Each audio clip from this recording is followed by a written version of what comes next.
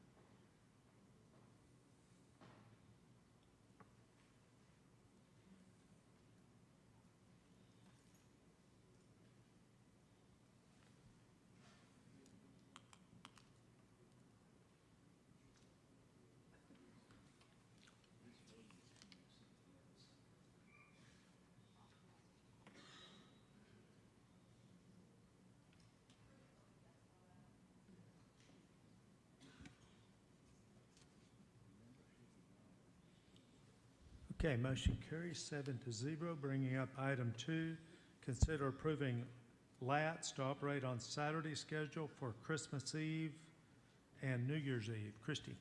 Yes, over the last couple of years, we have had limited hours for Christmas Eve and New Year's Eve. The Saturday schedule is 9 a.m. to 6 p.m. instead of the normal weekday operation of 7 to 7. We are closed for Christmas Day and New Year's Day, so this would just be Christmas Eve and New Year's Eve for the operation of 9 a.m. to 6 p.m. A motion for approval, is there a second? We do have a second. Discussion? Please vote.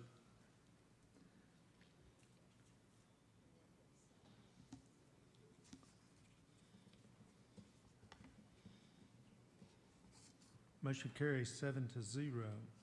Bringing up item 3, consider approving a purchase of 7 hybrid electric buses using the FFY 2024 Low-No grant under Section 5339 of the Federal Transit Administration for capital funding of buses and bus facilities. Christie. You might remember back in late 2024,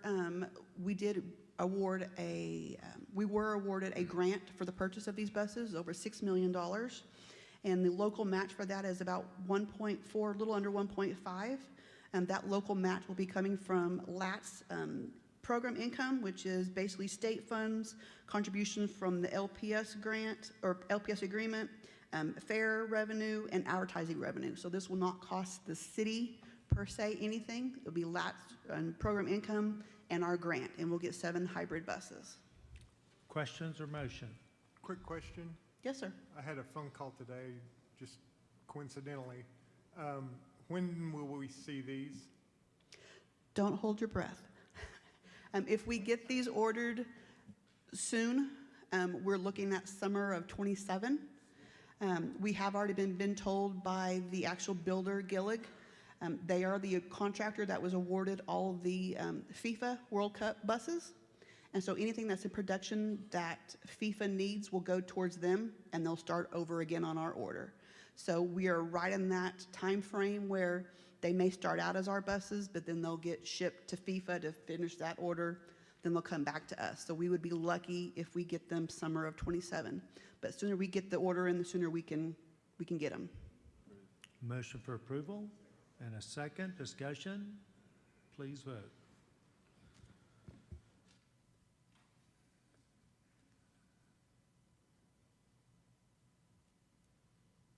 Motion carries 7-0. Do I have a motion for adjournment? Have a motion for adjournment and a second. Please call the roll. Hooten. Epps. Chapman. Gill. Uyghur. Williams. Yes. Warren.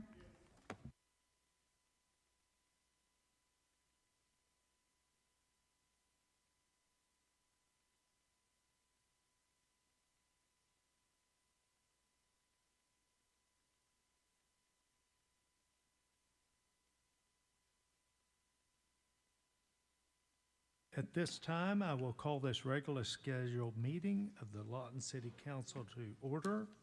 Please stand for the invocation by Daniel Rodriguez of Light of the World Church and remain standing for the Pledge of Allegiance. Is Pastor Rodriguez here? All right, yes, sir. And you'll need to make sure the red light is on.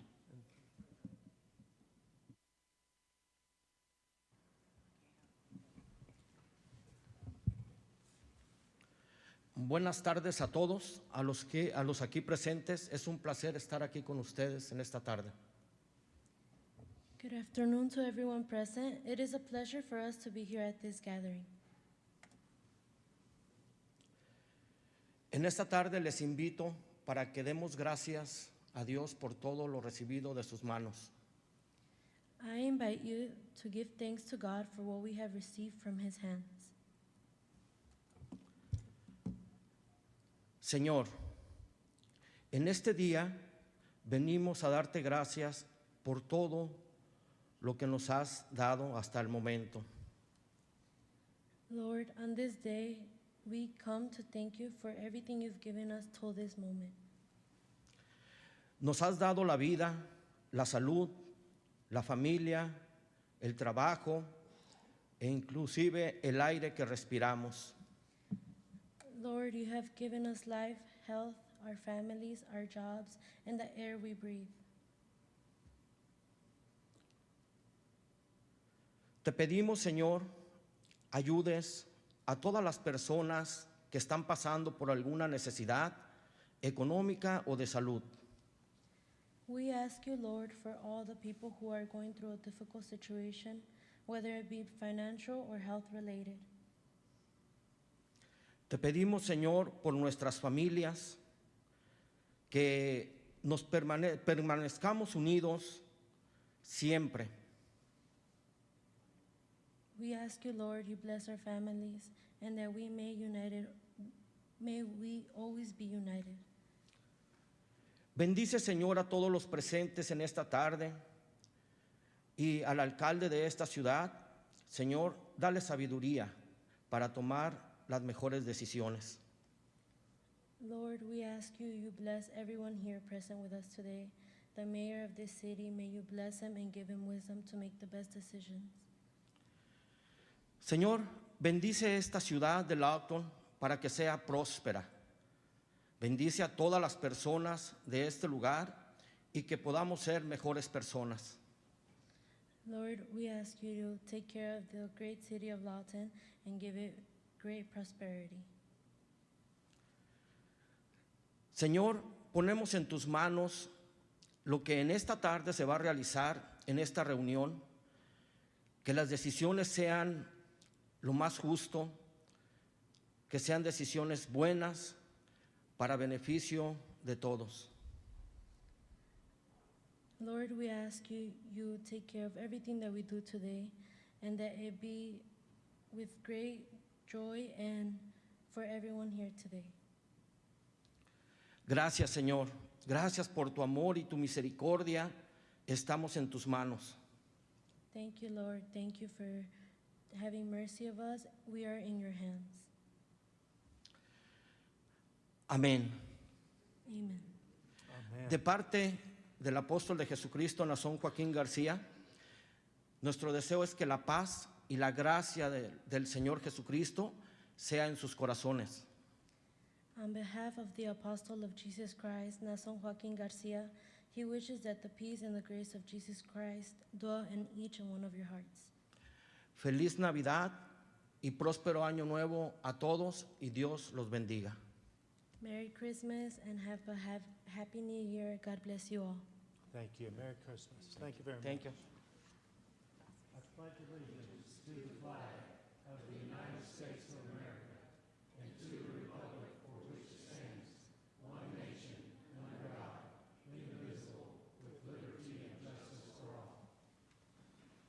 Okay, and please call the roll. Hooten. Epps. Chapman. Gill. Hampton. Uyghur. Williams. Warren. Okay, and up first is a presentation for Citizen of the Month with Brooke Brown and the Women's Commission. Please come forward.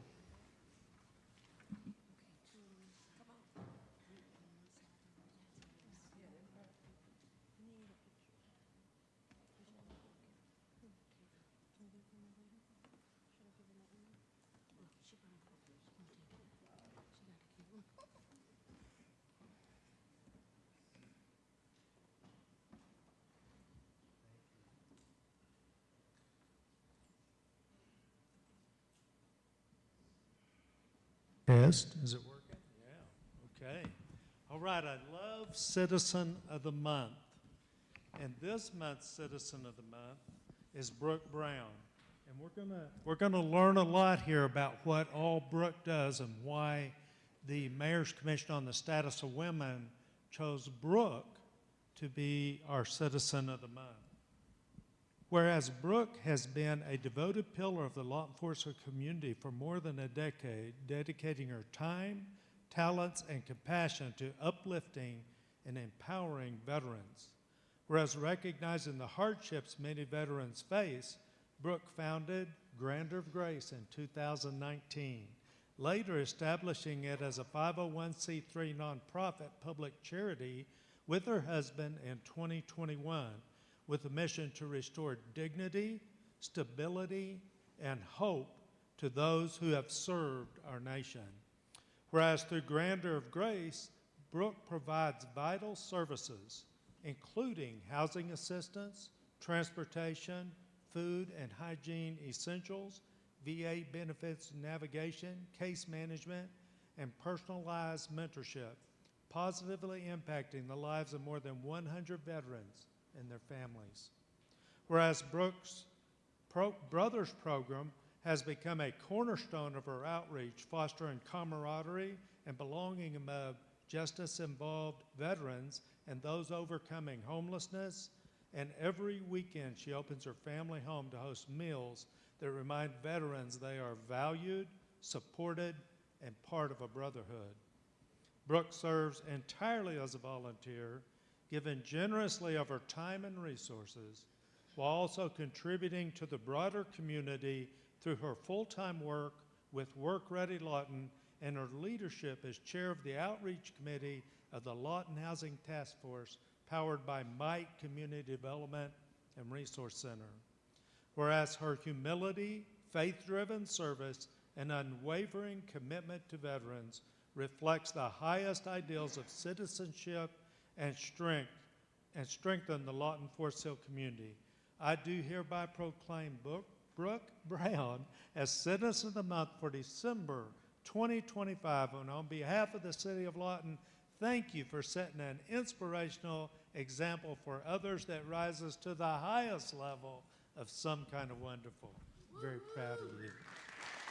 Get rid of that. And we'll take a picture. Come up here and be on the picture too. Yeah, let We'd him like get the a husband picture. come up Come on here. in. Mayor's commission status, we'd like you to come join us. Now, these guys have their I Love Lawton pins on. Y'all got yours on? We do, Okay. we do, come on. Yes.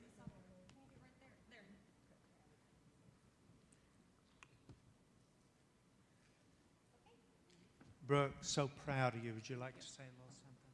No, I'm truly blessed to get to serve here in Lawton and the incredible individuals that I get to serve alongside, including many sitting behind me. Just the support. The city of Lawton, I don't think there's another city like it. We are truly blessed and blessed to serve alongside these wonderful women. And yeah, I'm blessed to just get to do what I do. So I will continue. And if you guys have any veterans in need, you can always reach out. Let's appreciate that. Hold on. And now we have a word from our chairman of the Mayor's Commission on the status of women, Ms. Alberti. We like to say we appreciate all that you do for the veterans. I know we had the husband come here because we know he works alongside you to help support you. But as you saw her up here tonight, we would like for anyone, if you know someone is doing volunteer services, quietly, loudly, or whatever, will you please submit their names for us to notify them and let them be the light, a beacon for others in the community. All right, let's give Mayor a kiss. Thank you, guys.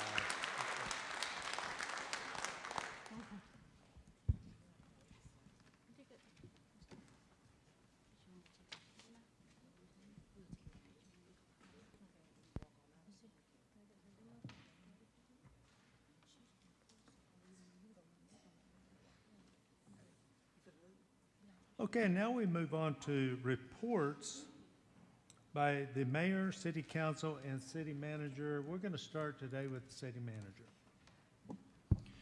Mayor and council, good evening. I have two comments. One, we're about to mail out some letters. The Public Utilities Department is at the end of this month, and the letters will remind our property owners that have galvanized metal pipe and lead pipe behind the meter, so their service lines off the main, that those have to be replaced within 3 years. So we sent out mailers this time last year. We're going to remind again this year, and that affects about 500 households in the city of Lawton.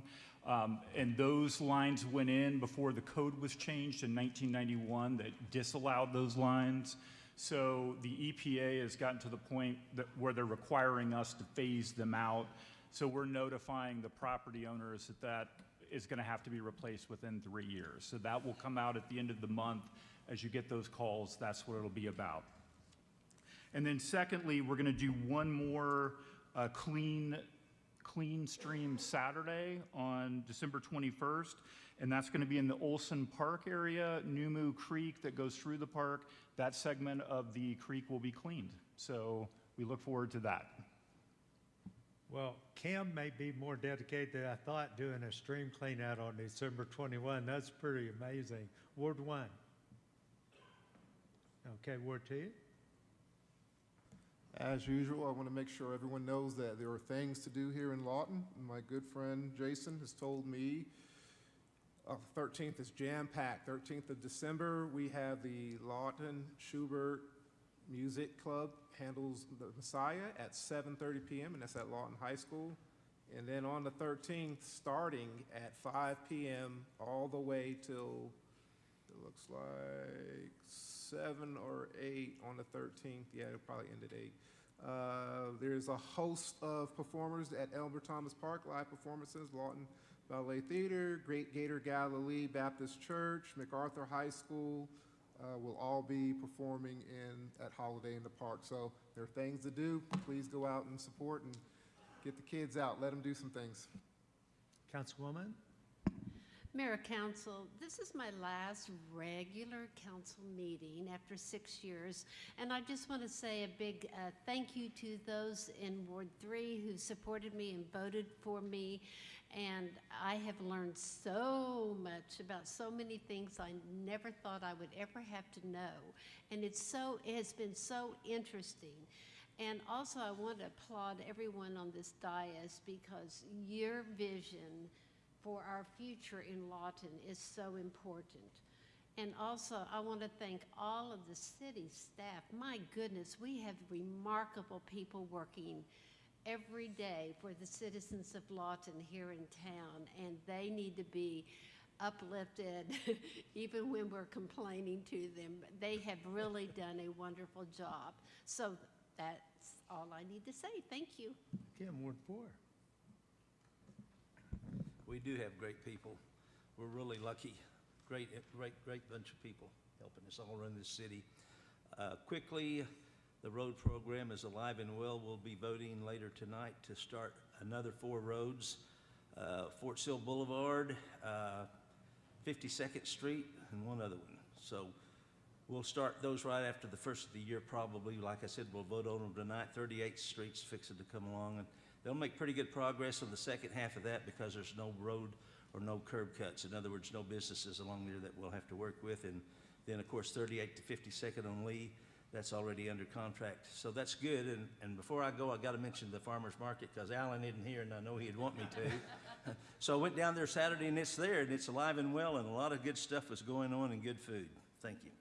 So it is the last meeting of Councilwoman Chapman and Councilman Gill, and we will have a little bit of a ceremony at our swearing in for the two of you. But I just want to say today, you guys made a difference. And I think that you leave your last meeting knowing you made a difference in your community, and that's a pretty powerful thing. And I wish more citizens would understand the feeling that gives you of satisfaction and throw their hat in the ring. So God bless you guys both. And listen to everybody, it is Christmas coming up quick, and you better get your shopping done, and don't forget to shop local.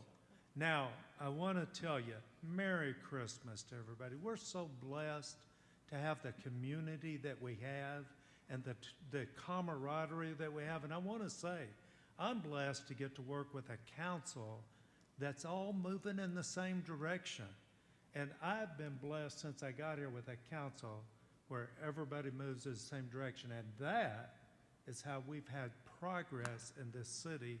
And this last year has just, well, you ain't seen nothing yet. Wait till next year. But this year, there's been tremendous progress. So Merry Christmas.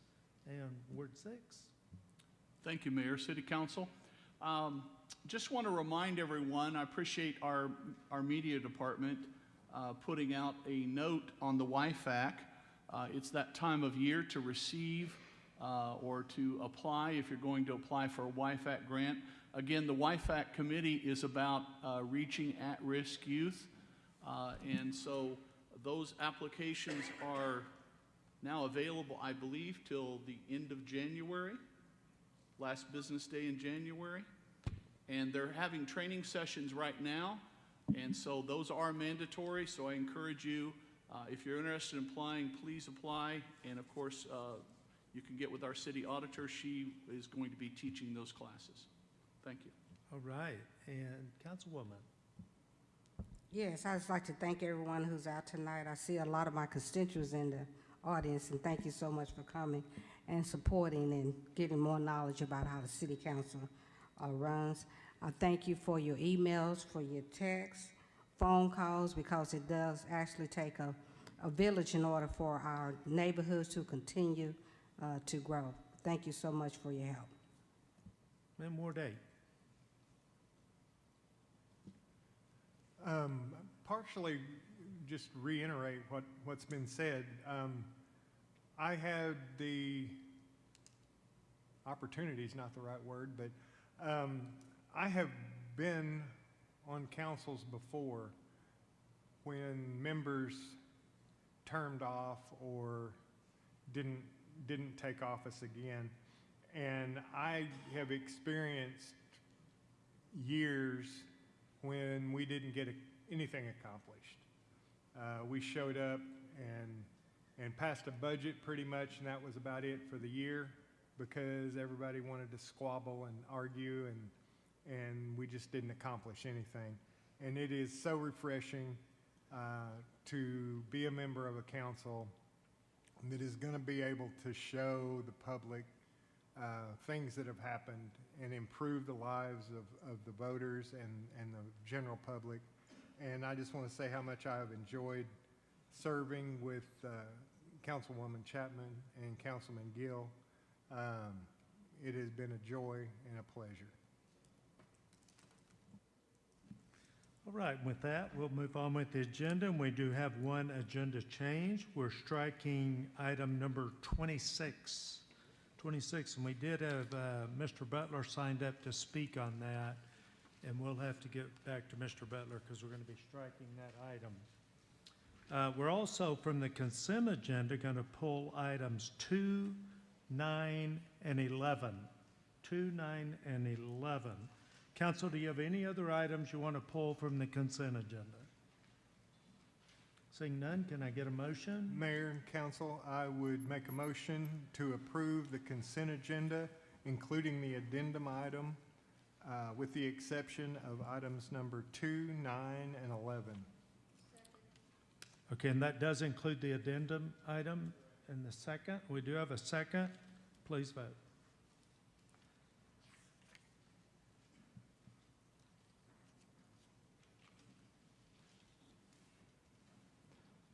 Okay, Stacy, you want to go ahead and make your way up front? And this brings up item number, the item passes 7-0. And item number 2, consider the following tort claims recommended for approval. Terry Jones, DBA Barefoot LLC, in the reduced amount of $9,173.15, and Stacy and Robert Waymeyer in the reduced amount of $2,128. I think obviously Ms. Waymeyer is only here for her claim, is that correct? So can I get a motion to go ahead and pass the staff recommendation on Terry Jones, DBA Barefoot LLC? So moved. Do I have a second?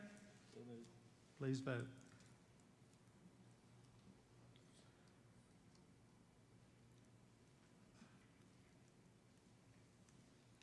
I hope I said your name right. Did I?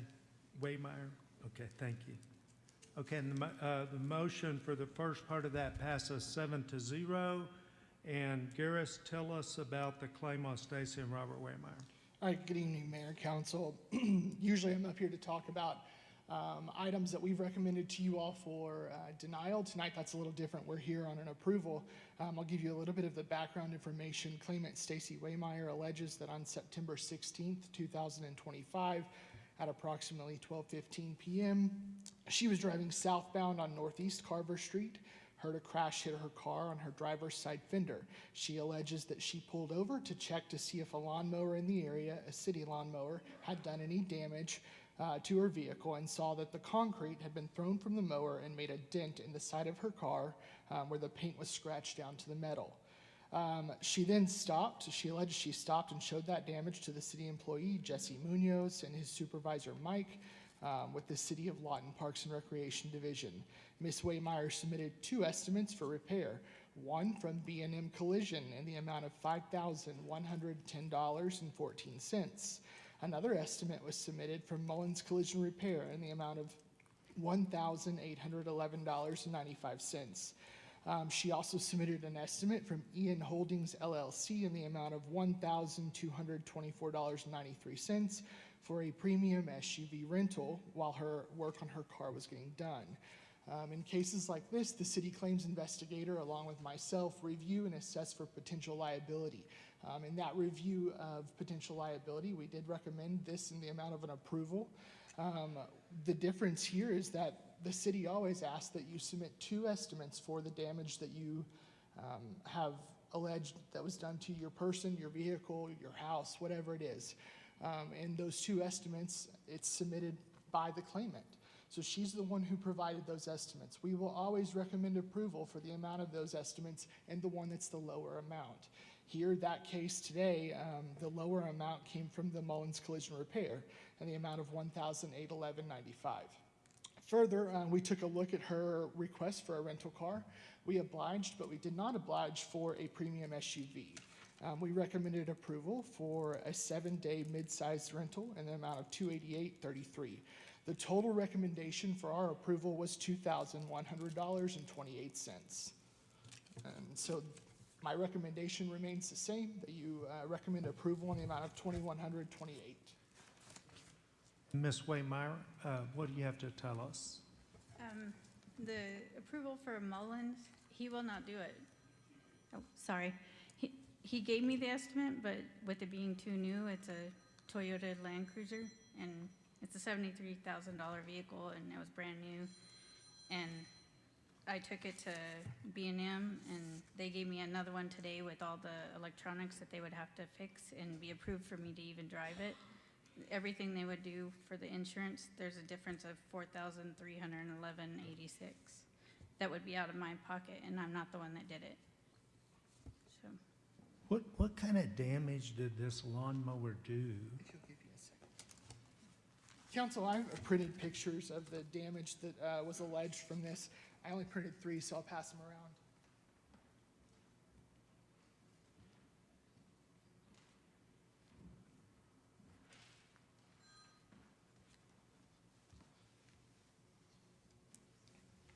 So I'm no mechanic, but I'm confused about how cars' electronics are messed up from a rock hitting the side of your vehicle. I don't know the inner workings of the car, how that's going to work. As far as the repair goes, again, we asked Ms. Waymeyer to submit these estimates. She submitted 2 estimates. We recommended approval for the lower amount. And so are you telling us that the person, the $1,800 estimate will not do it now for $1,800? No, they don't want to touch it. And you went back The only one willing is B&M Collision. And B&M wants even more, or? They just, today they did all the stuff that they said would make it, everything insurance, and I gave you all a copy today that they printed out. And calibrations and all this stuff, they're gonna have to match the hood, they're gonna have to match the side, they're gonna have to match the front, there's bug. And did you take this information you're giving us now to Garrett? No, I just got that one today, but the other one was a difference of what they didn't, that I originally put in. So that was like. Okay, so you have not discussed this new information with the legal department? Well, B&M would honor their first one that Okay, y'all have. please just tell me, did the information you're giving us today, did you take it to our legal department? Yes, sir. It was Macy. I talked to her on the phone. What can you tell me about that, Garrett? I assume she's talking about Mincy, our claims investigation coordinator. I don't know. I mean, the only thing that I can say is that when we're presented with estimates, I I don't know why she's saying the second estimate now will not repair her vehicle. That's not going to change my opinion on the recommendation for this claim. It's about a $4,000 difference for a dime-sized dent in her vehicle.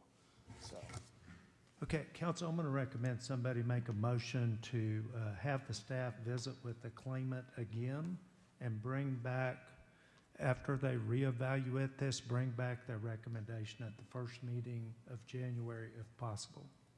I would make that motion. I would like to add to it, though, that if we could get, and I can tell you after the meeting, 2 or 3 different companies that can give you an estimate, it's going to be a whole lot less than. Okay, do we have a second? We do have a second. Discussion, please vote.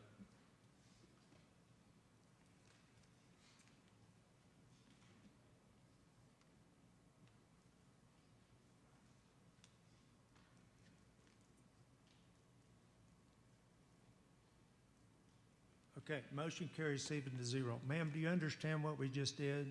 No, I've been waiting since You need to get with the legal department, the individuals you've been dealing with, and you need to go through the problems with them, and they will evaluate the situation and determine what the recommendation to the council is. Okay? My question is, if I turn it into my insurance, can I get it fixed? Because it's going to Well, rust. I don't know that. So, The lawyer may be able to tell you something. I don't know, but we can't.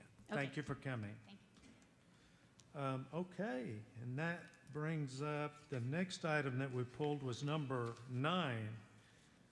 Consider and authorize the installation of a 4-inch water line to replace the existing line servicing the Wedgewood Water Association, and direct the city manager to determine payment options for the delinquent water bill payment overages and continued revenue losses as recommended by the Water Conservation Council Committee meeting on November 21, 2025 at 11 a.m. Rusty. Yes, this item went to the Water Conservation Committee on November the 21st to review the proposed installation of this 4-inch water main.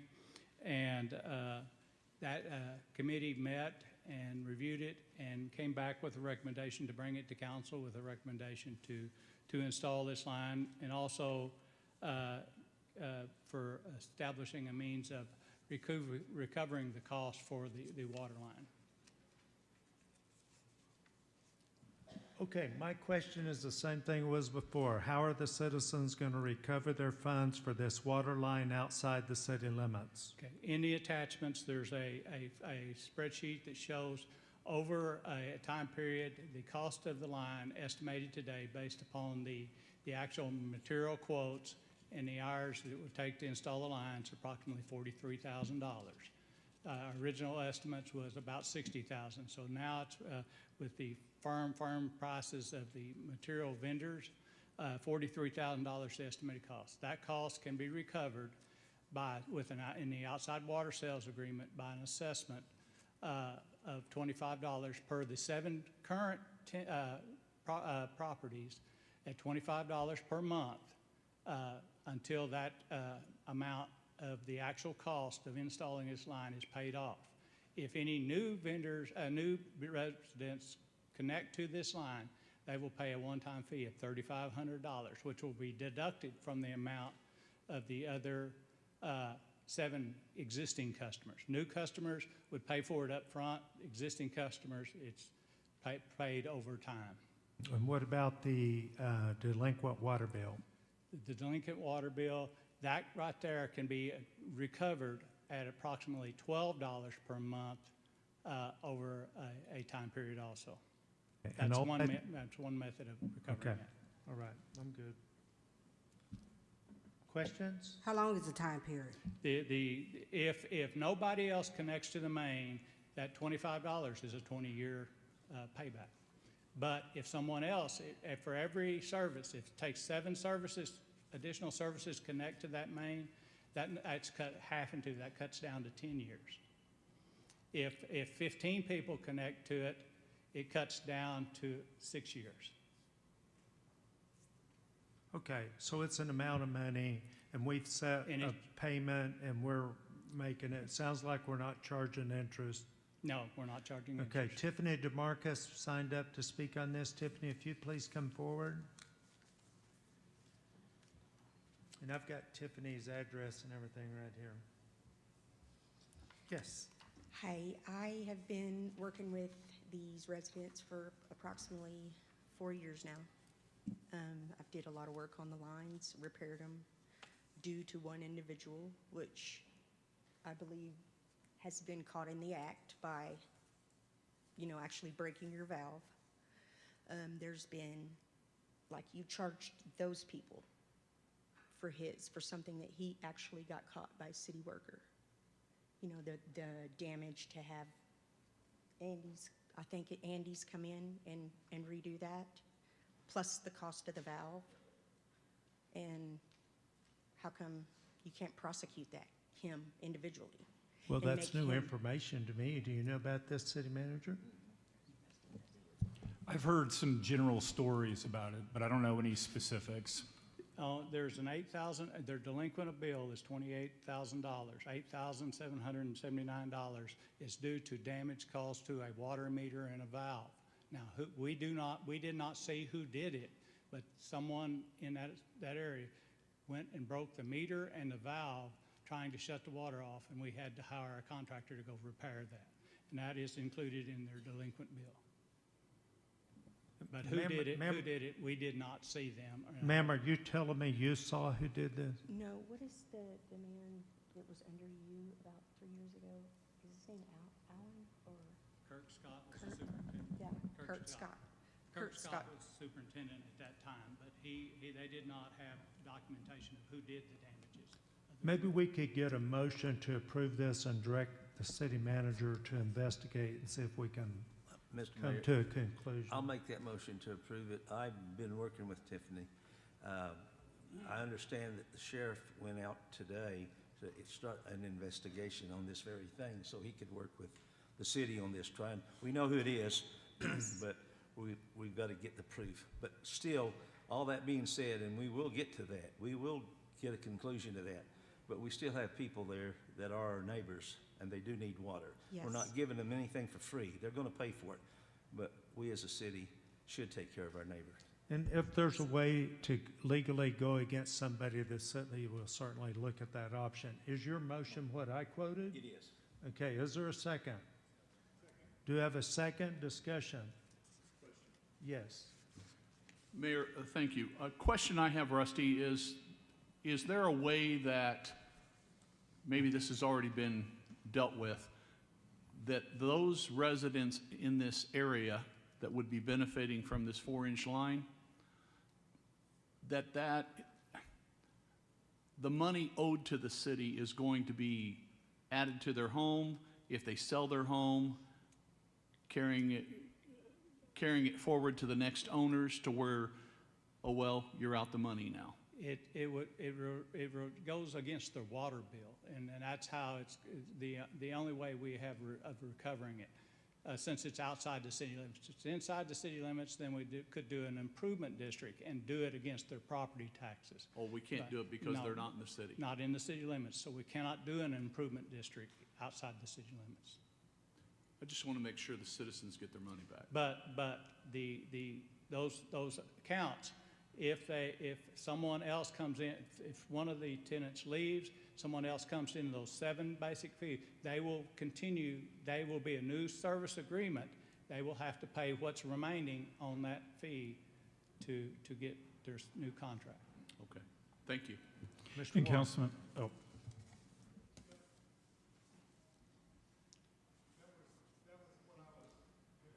Oh, I'm sorry. It would be an advantage for us, for somebody to actually move, because then a new person would come in and pay the full amount up front. Correct. So, Ms. Chapman. 20 years? Yes. Is this what we're looking at? If nobody else connects to it, it's 20 years. That's a big if to me. I mean, 20 years is a long time to recover this amount of money. I applaud you of trying to make this arrangement, but it just seems so out of sight to me. Councilwoman Chapman, we also ran the numbers for 15 years. Yes. And what was that figure, Rusty? It was $40 a month to bring it down to 15 years, so, which starts getting it up there quite a bit. Mr. Gill. Well, I sat on that committee, and one of the problems, we want to help these people. They need help. But we don't want to give them anything that they don't have coming because it is taxpayers' money. So every one of these people are handicapped and/or disability. They have disabilities, and they're on fixed incomes. So if you go up where it's prohibitive, then they're not going to be able to pay it. I mean, everyone would like to get a payback in 7 years or sooner. That's kind of the standard. But we can't do it, so we're faced with a dilemma. And we've been working on this for not a month or two, but actually this has been going on for 3 years. And then before that, but I mean, our attention. So that Rusty worked on these numbers a lot, I know. And so we had to get something to get the money back for the citizens, but at the same time make it reasonable for these people that are on a fixed income, because by the time you pay the water bill and pay for the line and then pay for the delinquency, it's still pretty high. And so we hope that they will sell these properties or new people will come in and we can recover it real fast. So that's the reason for the fee structure as it is. Is it ideal? No, it's not ideal, but it's the best we can come up with. And we either live with it or we don't. Yes, what's the $3,500 cover? It's basically the installation of the line. And that right there is taken into consideration. There's approximately 21 lots besides these 7 that feasibly could connect to it. Okay. And we just picked a good average based upon some of the commercial facilities that don't have water there that would probably connect to it. So if those connect to it, that would, if 7 connect to it, that has an average bill, all of them paying $3,500. If 7 additionals connect to it, that's why that one-time fee, and it gets paid up front. So. Sure. What about the delinquent amount, though? That's when someone new moves in, what happens with that? That right there, if the delinquent bill, that right there is they have a policy and revenue services on, and that's not my area of expertise on their billing for a delinquent on a property. So. Okay. The delinquency and repair. Yes, Ms. Williams. I'm sorry. How much you say the delinquency by itself? The water delinquency is $17,000. There's a pumping fee of $240, a cap out of $241. Waurika outside is $266. Late fees is almost $2,000, and that $8,700 for the damage to the water meter and valve. But the actual total of all that's $28,000. And it's increasing each month by approximately $300. So our agreement for repayment is with the association and not with the individuals? It'd be with the individuals. Each one would have a new. Pardon me? It'd be with the individuals. Each one would have an individual service account. The association no longer exists. Okay. Okay, so our agreement is with each individual, and what are the holes in this that the citizens won't get their money back? That's really the question. If they sell the property and no water connection is ever made, then that's the hole. If water connection is ever made to that lot, then the city will get their money. Mm-hmm. Okay, you ready to vote? No more questions? Let's vote. I'm looking for the rules of decorum. Originally, sure they say you can't say anything in the meeting.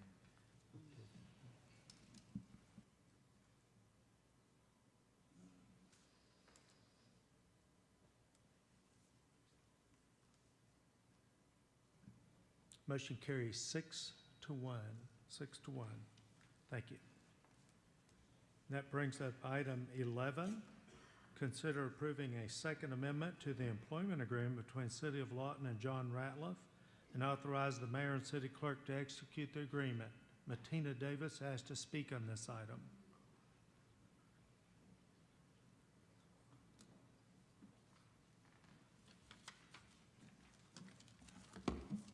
Yes, ma'am. Good evening, Mayor and members of the council.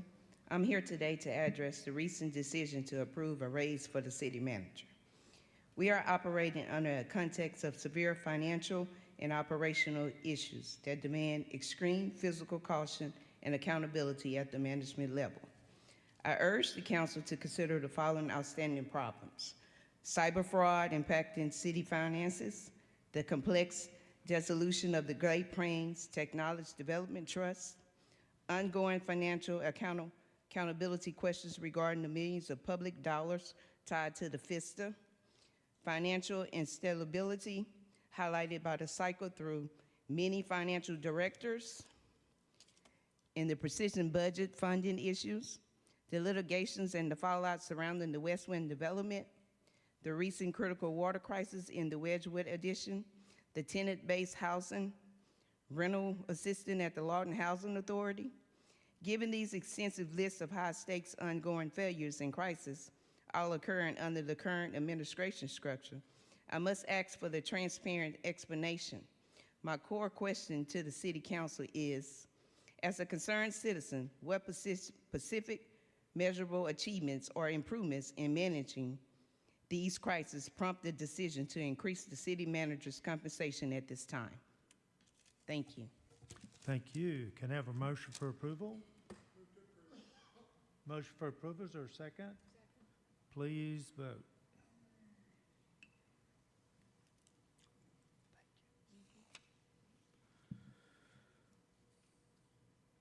Motion carries 7-0. Bringing up business item number 16. Consider holding a public hearing and recommend approval of the Environmental Review Record, ERR, for the Community Development Block Grant, CDBG, and Home Investment Partnerships, home programs, proposed projects and activities for federal fiscal year 2025. Robert. Good evening, Mayor, City Council. HUD requires grantees to submit environmental reviews every year in accordance with Title 24 CFR 58.14, which entails the responsible entities to consult with environmental agencies across the state, federal, and non-federal entities in preparation for environmental assessments and other environmental reviews undertaken on the Community Development Block Grant and Home Investment Partnership programs, proposed projects for fiscal year 2025. As such, letters have been sent to those agencies across the state, those federal agencies and those non-federal agencies, and we received no response with the exception of ODEQ, and they anticipate no adverse environmental impact from any of the projects forecasted for 2025. In accordance with the Citizen Participation Plan, the environmental review went out to all the recognized public spaces for public participation on the 12th of October and was retrieved on the 17th of November, meeting the 30-day posting requirement and with zero input from the public. And as such, at the hearing on the 4th of December, the CPC recommended approval of the 2025 ERR environmental review for submission to HUD and authorized the mayor to sign all necessary documents required to submit the approved ERR. And at this time, we're just asking for that approval. Councilor, do you have questions? We're going to hold a public hearing, so please don't make comments until after that time. Any questions? Okay, seeing none, I'm going to open the public hearing. Anybody wishing to speak on this item, please come forward at this time. Seeing no one, I'm going to close the public hearing. Council? Motion for approval, and we do have a second. Discussion, please vote.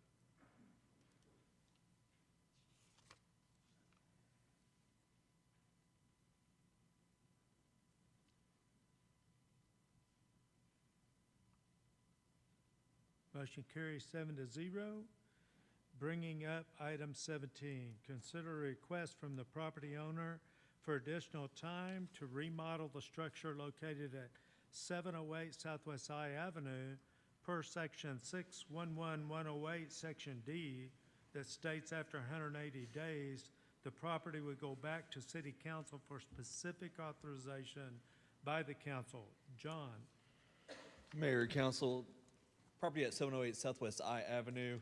This structure was brought and declared dilapidated on 3/26/25. The property owner has been working on the structure. As you can see, the pictures on the before on the left and on the right is the current photos. This house had vagrants that were living inside of it. As you can see, the property owner has now moved out the vagrants, cleaned up the property. He does have boarding and securing on the windows because the windows keep breaking out. So that's one of the last things that he's wanting to remove to make sure that nobody gets to the house. He has inspections on this for electrical, and he's currently waiting for his plumbing inspection. And then this is the back of the house right there where you can see the new trim, new door, and he's actually cleaned up the siding and new electrical services installed on that.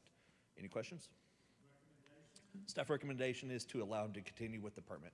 Okay, what ward is this in? Ward 5? Ward 5, yes, sir. Okay, council? I move to approve and give the extension. Okay, I have a motion for approval and a second. Discussion, please vote.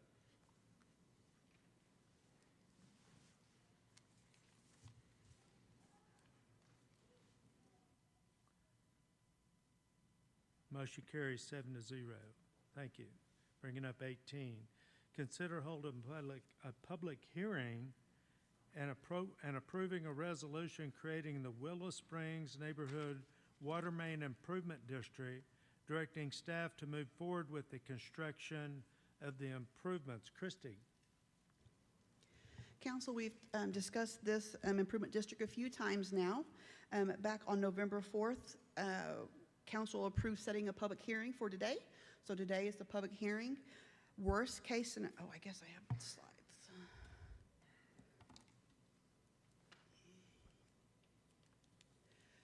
Again, the improvement district is just the Willow Springs townhouses and condos right there off of 67th Street. Again, these are some of the numbers. We are presenting today worst case scenarios. This is based off an estimate we've got from Garver Engineering. Also includes the project management, obtaining easements, staff time, everything that we could think of to call it a worst case scenario.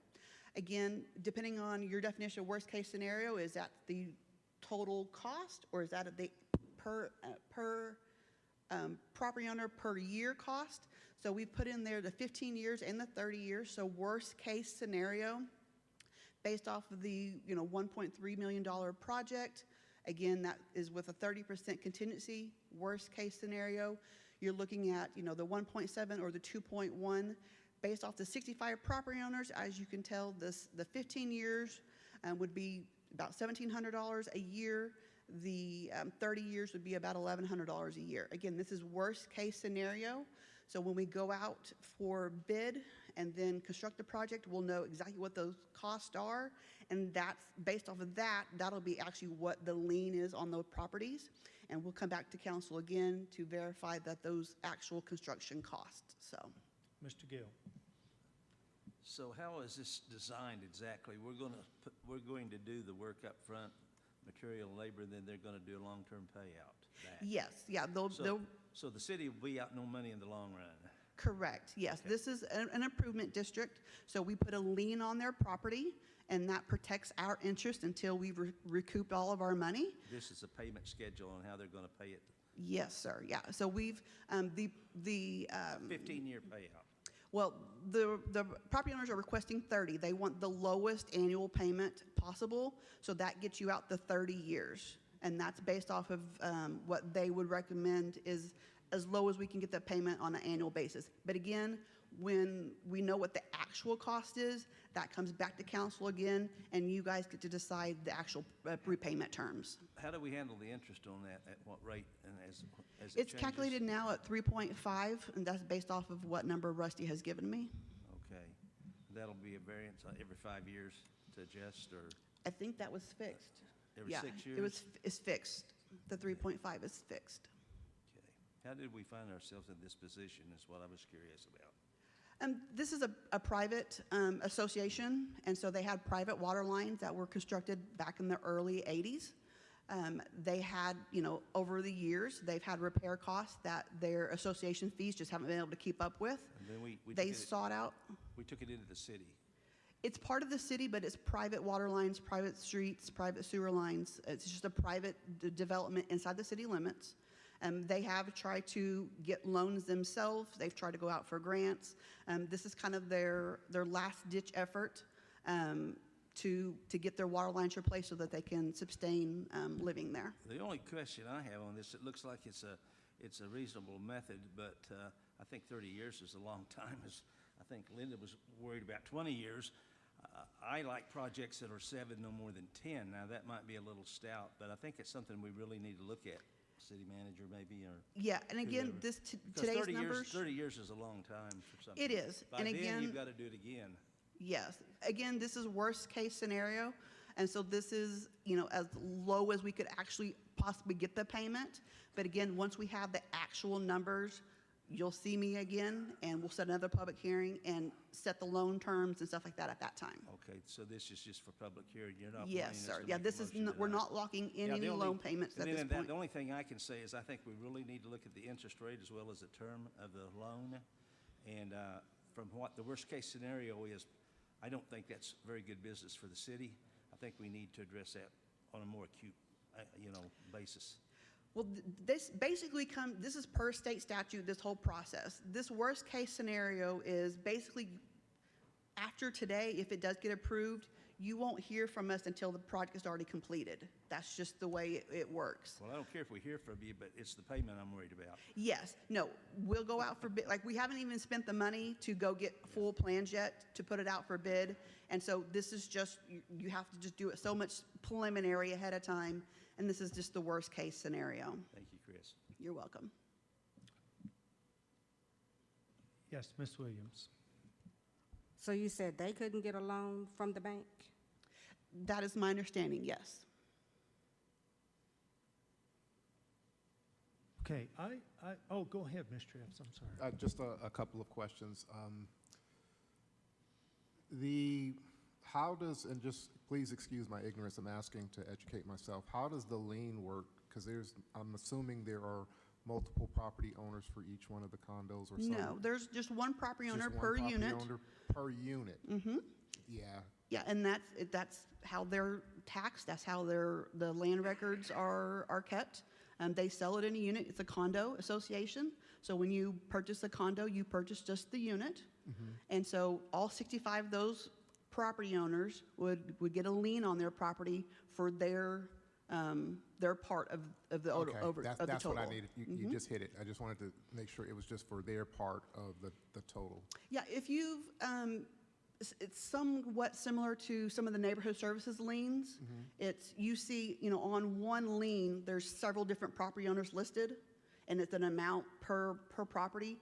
It'll be something like that. We'll list every property owner with their amount. So whatever the total amount ends up being, it's divided by the 65, and we amortize it however you guys see fit. Okay, I know that you said that this is the worst-case scenario, but what is the likelihood that it'll come in higher than this? Because if I understand you, it won't. Because once we approve it, we don't see it again. Correct. The cost here has a 35% contingency, 30% contingency on it. To relieve your anxiety, when a motion is finally made, and we haven't held the public hearing yet, the motion could be to cap it at this and bring it back if the bid is more than that. So there's ways to protect what we're doing, okay? Now, I've got a question for you, because I really like the idea of improvement districts. And I like the idea of what we're doing here, taking a dilapidated line that's private, making it a public line, and they paying for it, just like they were the original developers of the property would have to do. And then we're in charge of taking care of it, and we install it to our standards. And I know your standards, you rock it in, do a good job, and I love all that. I've always thought improvement districts had a limit of 15 years. Am I just wrong? Because I'm okay with being wrong, They but don't have a limit. Yeah, we were able not to find anything in state statute that said limited to 15 years, no. It's really related to your funding and financing, and most of the funding for this would most likely be an FAP loan through OWRB, and those for water infrastructure are a 30-year, can be done for 30 years. They can be done for less, but they can be done for 30 years, and that interest rate is based upon OWRB's FAP loans. okay, at this time, I now open the public hearing. Anybody wishing to speak on this item, please come forward at this time.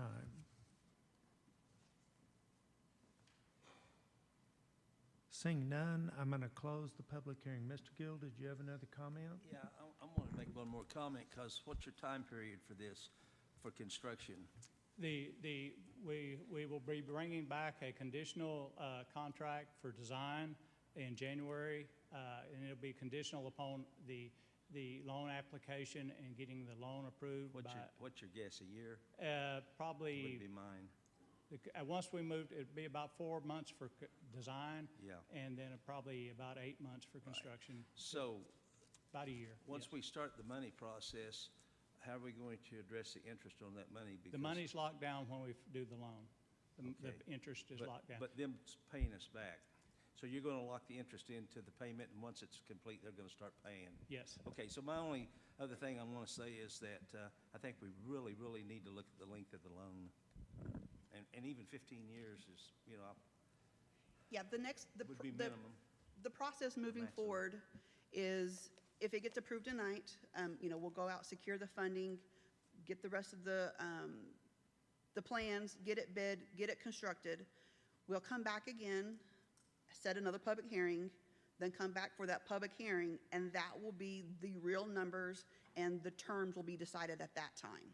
So we'll have, at that second public hearing, we'll have the exact numbers, exact terms, and we'll lay it out 10, 15, 20, 25, 30, and you guys, it'll be up to you. What is the useful life of what you're putting in, Rusty? Is it 70 years like? The all useful life of the PVC pipe, barring someone drilling into it or damaging it, is a 100-year life on the Wow. PVC. The fire hydrants and the valves are 50 to 75 years. So this is 30 years, it still has useful life. Okay. All right, thank you. Okay, counsel. Yes, Mr. Warren. Just a quick question for clarification about other things in the future, really. Is there a reason that this is not an ad valorem payment rather than a utility payment? Is it because it's utilities? Or did they just choose not to go ad valorem? State statute pretty much lays out how you do it, and it just basically says recoup the cost. We decided not to go through the county because, one, the county would retain the administrative fees, and two, if you didn't pay it, then we have a chance of losing a piece of property in a tax sale. And so we will be billing, the city will be billing annually ourselves to make sure we recoup that amount, and none of the fees get to somebody else. And we can set those fees, those administrative fees, at that next hearing when we talk about loan terms. We get to set our own administrative costs. That's got it. We could use these improvement districts for a lot of things neighborhoods want to do, like neighborhoods that want sidewalks where the developers weren't required by the city to put them in. A lot of people think the city puts in their sidewalks. We don't do that. That's put in by developers. We go back and fill in what we can, but there's no way we could do that.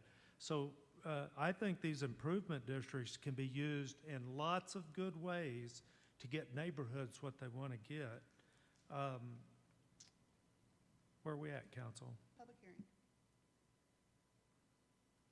Did I not close the public hearing? If I didn't close the public hearing, I'm closing it. Ready. Motion for approval and a second. Discussion, please vote.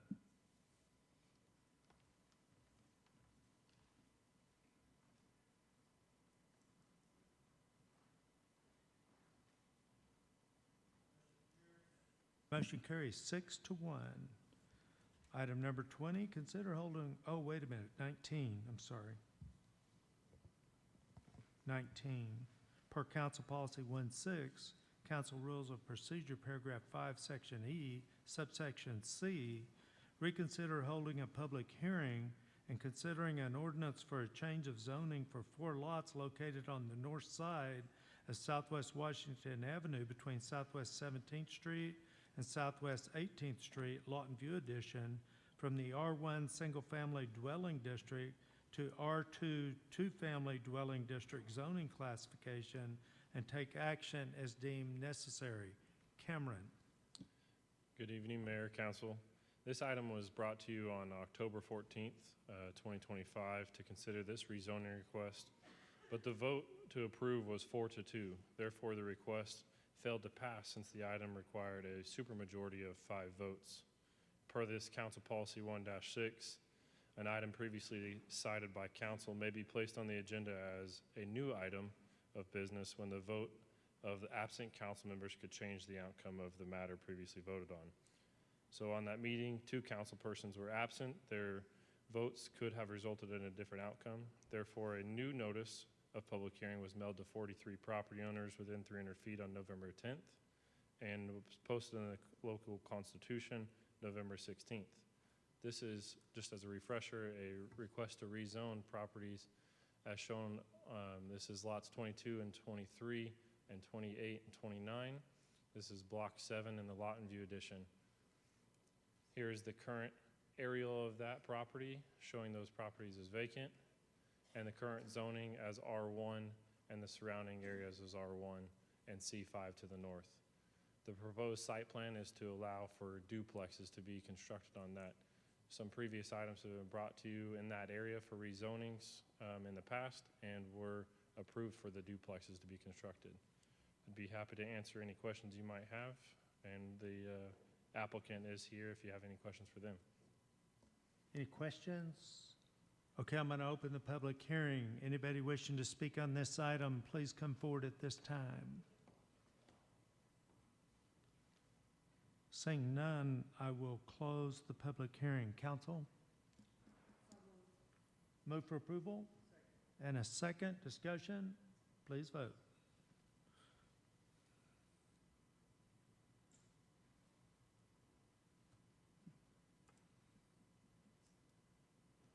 Motion carries 7-0. Bringing up item 20. Consider holding a public hearing and considering an ordinance for a change of zoning for 12 lots located between Northwest N.H. Jones Avenue and Southwest Douglas Avenue and between Southwest 18th Street and Southwest 19th Street from the R1 Single Family Dwelling District to R2 Two Family Dwelling District zoning classification and take action as deemed necessary. Cameron. Good evening, Mayor, Council. This is similar to the item that we just discussed. This was on October 14th agenda, but was tabled when the previous item did not pass. Mayor, I'm sorry to interrupt, Cameron, but the last item was an ordinance, so we do need to read that. Okay. Thank you. This one is to request for R1 to R2 for Block 62 in the Lawton View. For the lot shown on my visual aid, it's lots 4, 5, 8, 9, 11, 12, 13, 14, 19, 20, 26, and 27. As you can see on the aerial provided, those lots are vacant. The current zoning is R1, and they are requesting R2 zoning. This went to the City Planning Commission on August 28th and was recommended for approval with a vote of 7-0. This was posted in the Lawton Constitution on November 16th and sent to 49 property owners on November 10th. We received no phone calls for or against this item. Questions before I open the public hearing? Seeing none, I'm going to open the public hearing. Anyone wishing to speak on this item, please come forward. Seeing no one, I will close the public hearing. Mr. Mayor, I move to approve the ordinance, waive the reading of the ordinance, read the title only. Do I have a second? We do have a second. Please read the title. An ordinance changing the existing zoning classification from the R1 Single Family Dwelling District to R2 two-family dwelling district zoning classification on the tract of land which is hereinafter more particularly described in Section 1 hereof, and authorizing changes to be made upon the official zoning map in accordance with this ordinance. Please vote.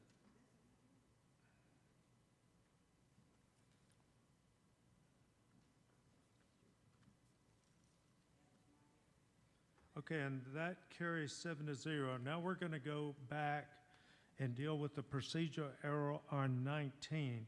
Ms. Williams, would you please restate your motion and put in about reading the title only on number 19?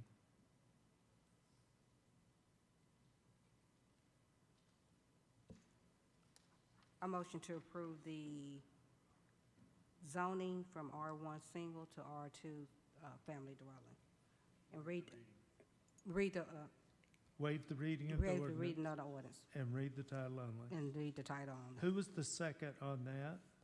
Do you agree with that? Okay, please read the title on 19. An ordinance changing the existing zoning classification from the R1 single-family dwelling district to R2 two-family dwelling district zoning classification on the tract of land which is hereinafter more particularly described in Section 1 hereof, and authorizing changes to be made upon the official zoning map in accordance with this ordinance. Please vote.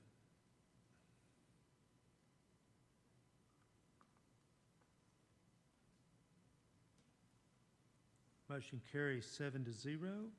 Bringing up item 21, consider holding a public hearing and approving an ordinance pertaining to planning and zoning, amending Section 18-11114, Division 18-1-1, Article 18-1, Chapter 18, Lot and City Code 2015, by amending when a site plan and/or binding site plan is required as part of a rezoning application, providing for severability and establishing an effective date. Christie.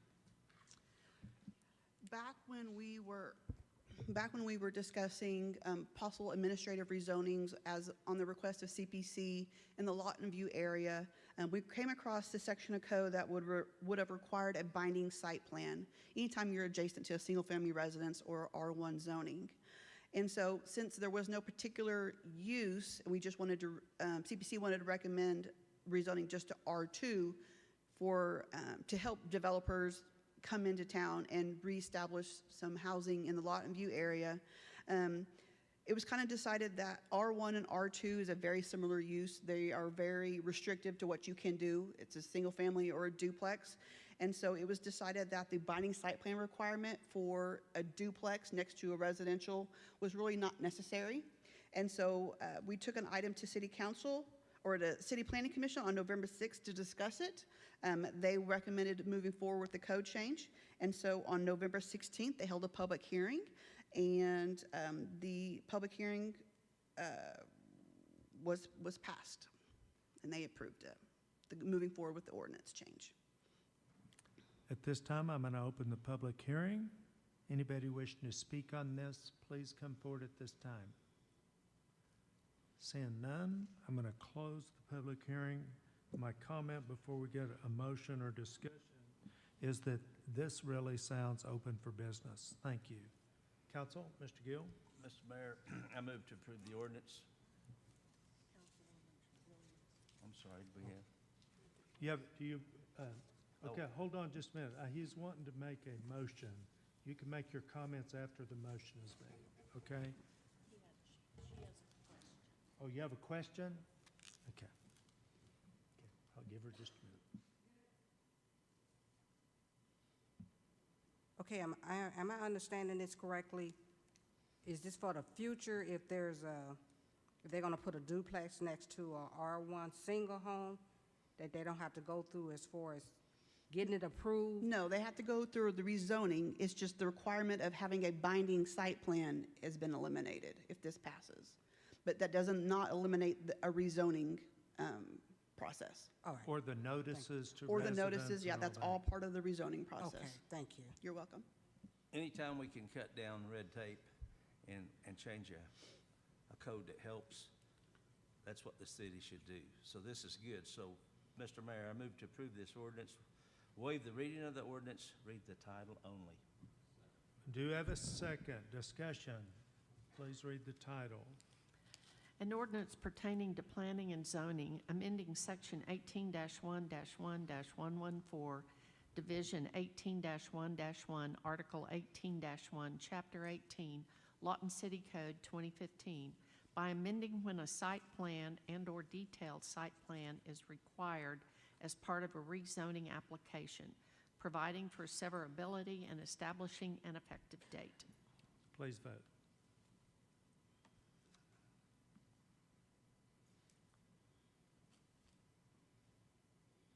Motion carries 7-0. Bringing up item 22, consider holding a public hearing and approving an ordinance pertaining to planning and zoning, amended section 18-614-646, division 18-614, article 18-6, chapter 18, Lawton City Code 2015, by adding data center as a permitted use within an I-1 restricted manufacturing and warehouse district, providing for severability and establishing an effective date. Christie. There has been some recent discussions about data centers. I'm sure you guys have heard. Data centers were not a specifically listed use in any of our zoning codes. And so we felt this was very similar to the Bitcoin mining that we had approved, it feels like yesterday, but it was several months back.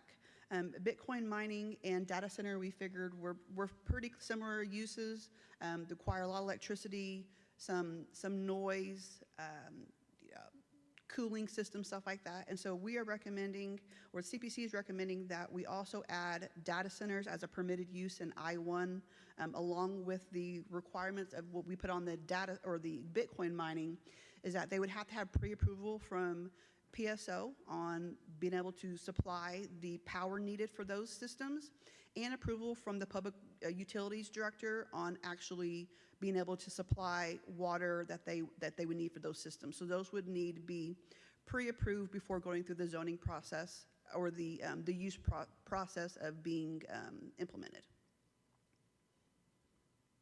And so if the planning director says no, it doesn't still go to the public body? No, it would be if we didn't have the resources to serve them, you could go through the process of CPC for determining a like use. But the whole idea, well, I guess the buzz on the street, all the articles that we read about data centers is the sucking of resources. No, I get all that, and So- I agree. I agree with this. What I don't like is that unless there's an appeal process that's in this, the citizens need to be able to appeal to a public body or the district court. Do they appeal to CPC? Now, it can go with an explanation of why you're not approving it, but at some point it's got to get to a public body or the district court. They've got to have an appeal process past the bureaucracy. Right, I'd have to look into that. This is just listing it as a permitted use within the I-1 if they have those approvals. So I'd have to look into if there's approval process or not, if they don't fit into that category. Can somebody table this until we get the answer? Okay. I have my mic on. I think, do we need a motion to table that?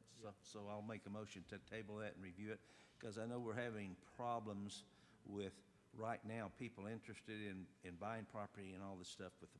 So public service will have a big part of this review. So let's table it for now, have staff go back, review it, and put a program together where there can be an appeal process. Yeah, and there might already be one. I just don't have it off the top of my head. I'll have to look into that. Yeah, do you want to hold a public hearing now or later? Because we'll have to renotice if we don't hold a public hearing tonight. Well, I don't mind holding them both. At this time, I'm going to open the public hearing. Anyone wishing to speak on this item, please come forward. Richard, do you have any input on this? We've been talking a lot about data centers.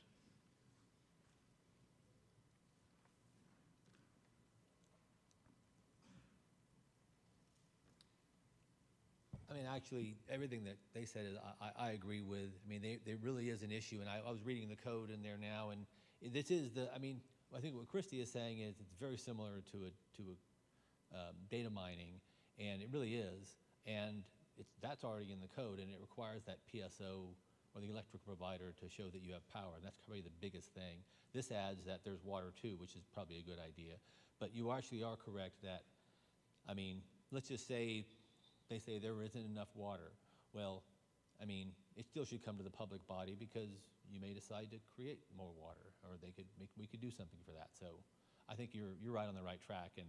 But they really are very similar. And unfortunately, the data mining thing was pressed by state statute, so we didn't really have a choice on that. So. Okay, thank you, Richard. Snazzy dresser, Richard. Is there anybody else that wants to come forward during this public hearing? Seeing none, I'm going to close the public hearing. We have a motion to table and bring it back later with further information. Is there a second? We do have a second. Please vote.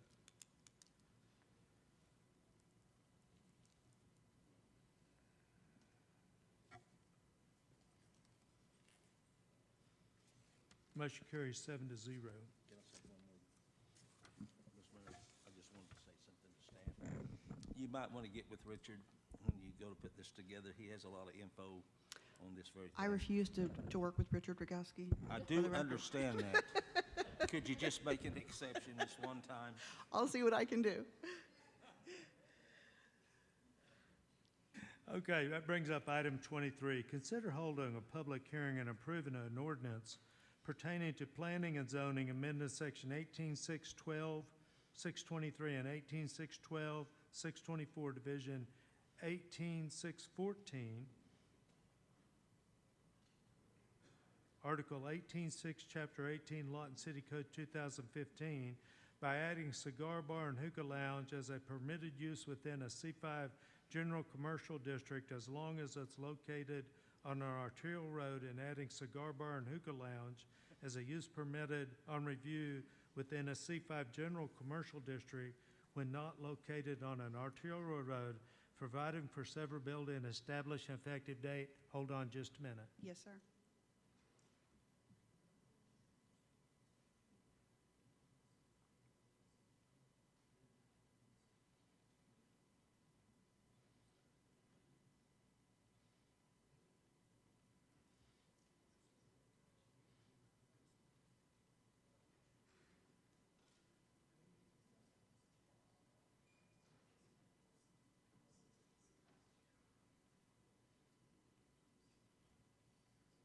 Okay, we're going to have to put this one off on a technical in the agenda item.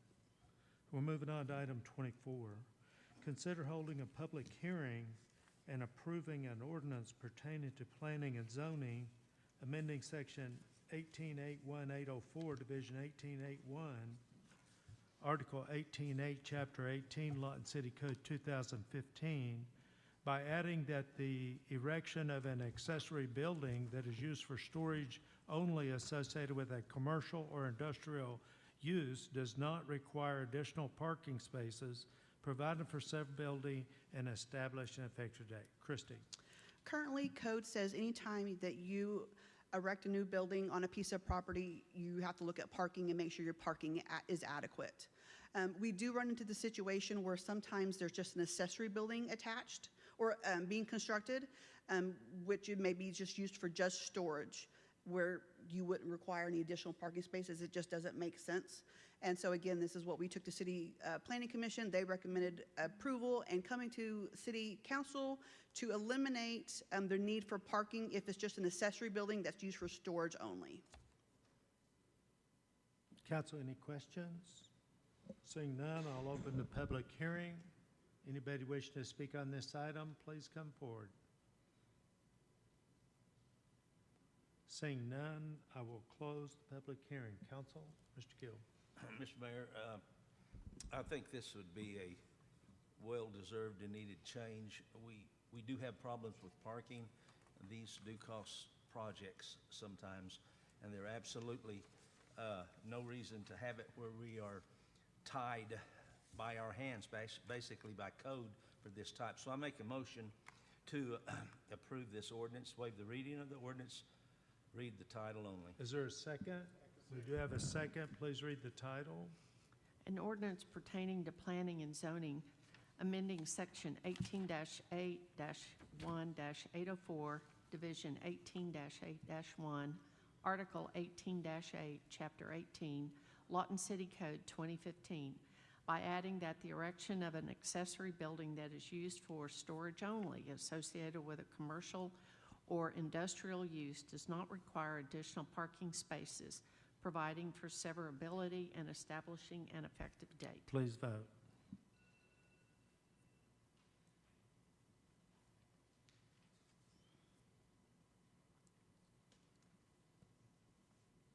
Motion carries 7-0, bringing up item 25. Is everybody good to keep going without a break? Okay. Item 25, consider approving a resolution amending Appendix A, Schedule of Fees and Charges, Lawton City Code 2015 as amended, by extending the current 6-month moratorium on the requirement that revenues generated from a capital outlay fee on the utility bill be restricted to the purchase or lease purchase of wheeled or tracked vehicles only by another 6 months and establishing an effective date. Kristen. I'm drawing a blank here. That's okay. Kristen. Back in April, you all approved a resolution that repurposed the rolling stock fee to the general fund for 6 months. That's going to generate approximately $1.7 million. What this resolution is doing is asking that we extend that for the second half of the fiscal year, less the revenue received to fulfill our lease purchase obligations of the rolling stock of $1.2 million. So it would generate another $500,000 or so for the general fund. Any questions? Can I have a motion? Motion to approve in a second. Please vote.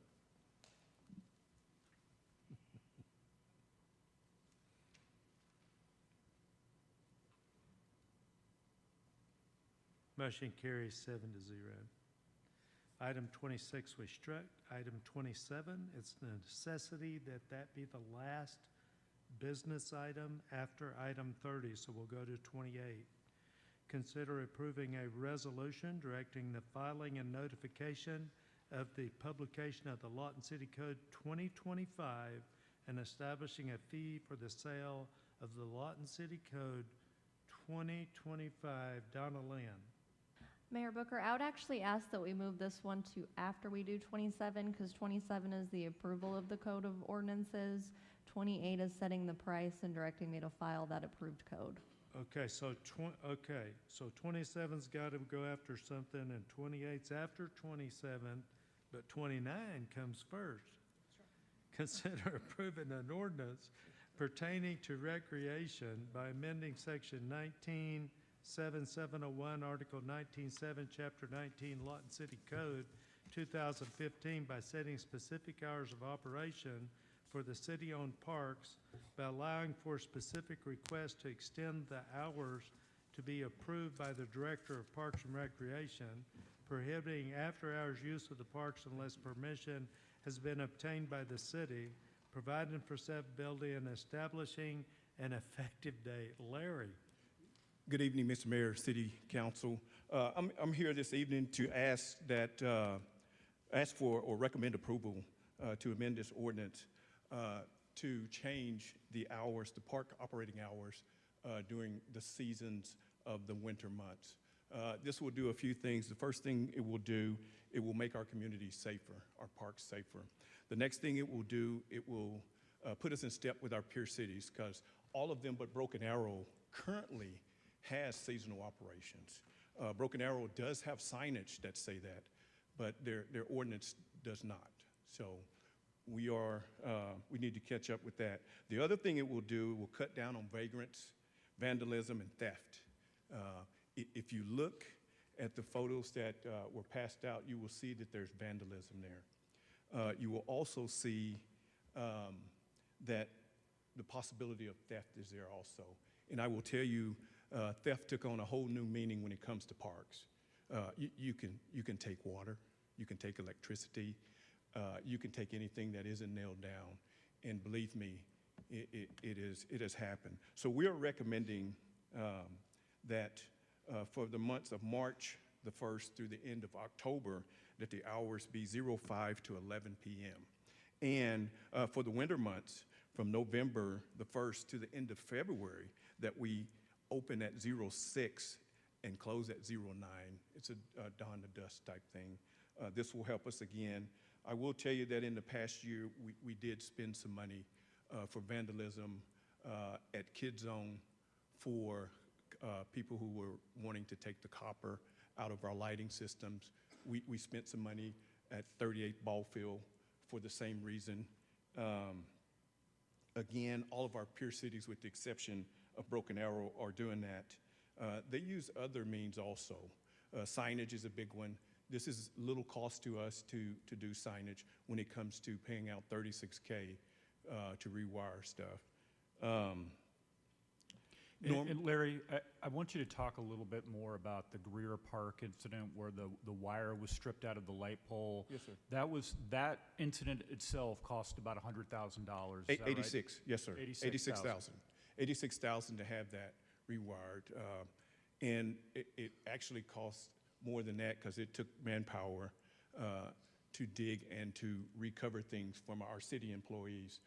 It was the same way out at 38th Ball Field out there also, to dig in and rewire some stuff and to repair it and secure it and lock it so people cannot get into it. Some of this has been curbed with the addition of cameras and lighting, and you will see that tonight. They are great deterrents later tonight in the report. Norman uses, again, volunteers, signage, and their ordinance and help from the police department. This is every one of our peer cities has the same pretty much approach to this. Do I understand you to say Norman uses volunteers? They do, yes, sir. Can you explain that? Adopt a park type thing. What they do is if you're in that neighborhood and you would like to go through that park to make sure that it is clear, they work with the police to make sure that the police are on site, but the citizens do clear the park. And do we do that? We have not done that as of yet, sir. No. Okay. Sounds like a good tie-in with neighborhood watches. Yes, sir. Okay, anything else you want to tell us before we ask questions? No, sir. Council, do you have questions or a motion? I make a motion. Okay, make it. I move to approve the ordinance and waive the reading of the ordinance and read the title only. Do I hear a second? We do have a second. Please read the title. An ordinance pertaining to recreation by amending Section 19-7-701, Article 19-7, Chapter 19, Lawton City Code 2015, by setting specific hours of operations for the city-owned parks, by allowing for specific requests to extend the hours to be approved by the Director of Parks and Recreation, prohibiting after-hours use of the park unless permission has been obtained by the city, providing for severability, providing for codification, and establishing an effective date. Please vote.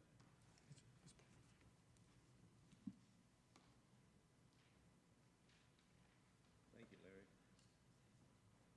Motion carries 7-0.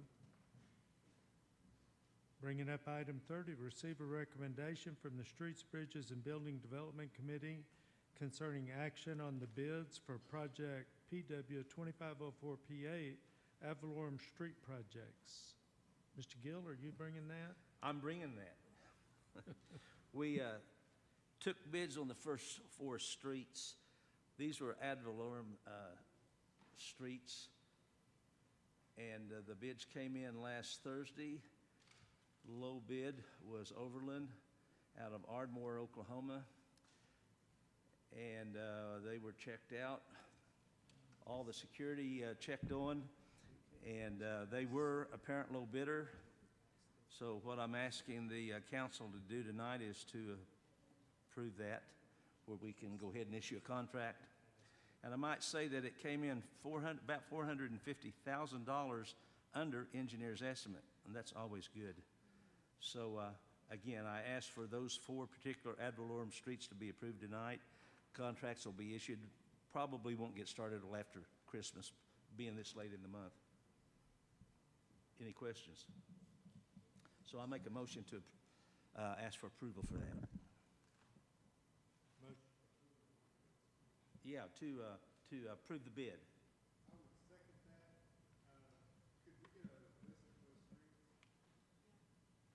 Yes, we do. Look on your iPad. Okay.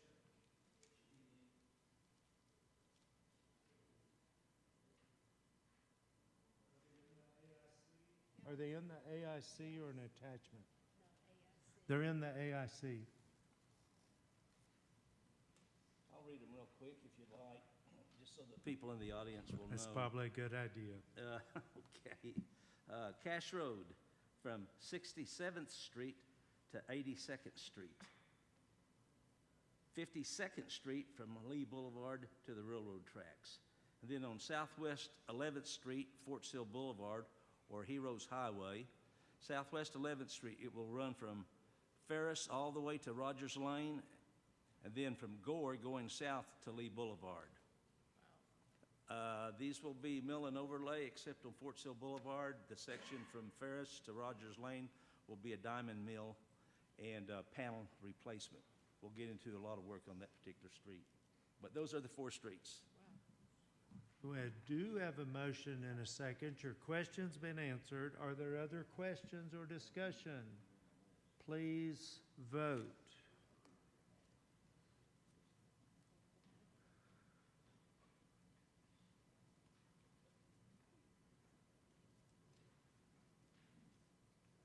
Okay, motion passes 7-0. That brings us back to item 27 and 28. And the reason we had to put those off was because item 29 refers to Lawton City Code 2015. And so we couldn't pass Lawton City Code 2025 until we had passed that item. Now, let me go to 27. Consider approving an ordinance adopting and enacting a code of ordinances of the City of Lawton, Oklahoma, providing for the repeal of certain ordinances not included therein, except as hereafter provided, providing for the effective date of the Lawton City Code 2025, providing for the sale and copies in the city clerk's office, providing for supplements or changes to code, providing for codification, and by a separate motion and vote, declare an emergency. Don Lynn, are you the presenting? Yes, sir. Mayor and council, state statute requires that we republish our code of ordinances every 10 years. So the last time that we published our code of ordinances was in 2015, which means we're up in 2025. So a lot of work went into this, and I want to brag on Donna Lynn because, and also want to comment, she had to tell me to stop giving her new jobs for like a month and a half to get this done. So now that once you pass this, I start piling stuff on her plate. So questions? Or motions? Move to approve. Okay, I don't have to do a public hearing with this, do I? I need a waive the reading. Waive the reading of the ordinance, read the title only. And that was the second? Please read the title. An ordinance adopting and enacting a code of ordinances of the City of Lawton, Oklahoma, providing for the repeal of certain ordinances not included therein, except as hereafter provided, providing for the effective date of the Lawton City Code 2025, providing for the sale and copies in the city clerk's office, providing for supplements or changes to code, providing for codification, and by separate motion and vote declaring an emergency. Please vote.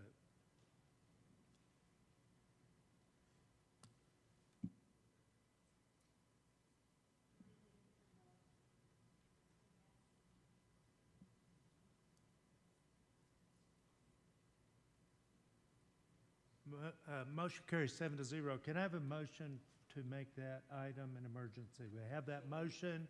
Is there a second? We do have a second. Please vote.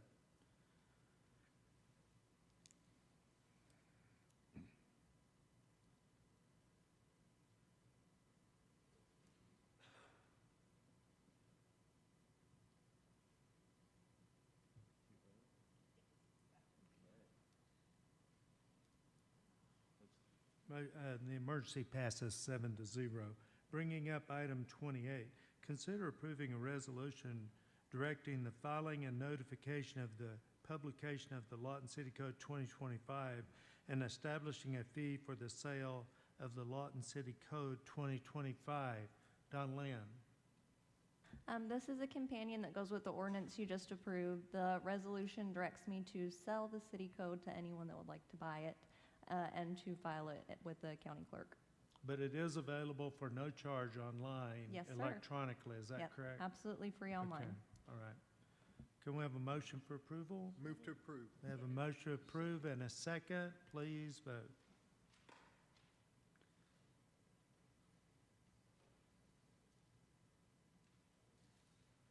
Motion carries 7-0, bringing up staff reports.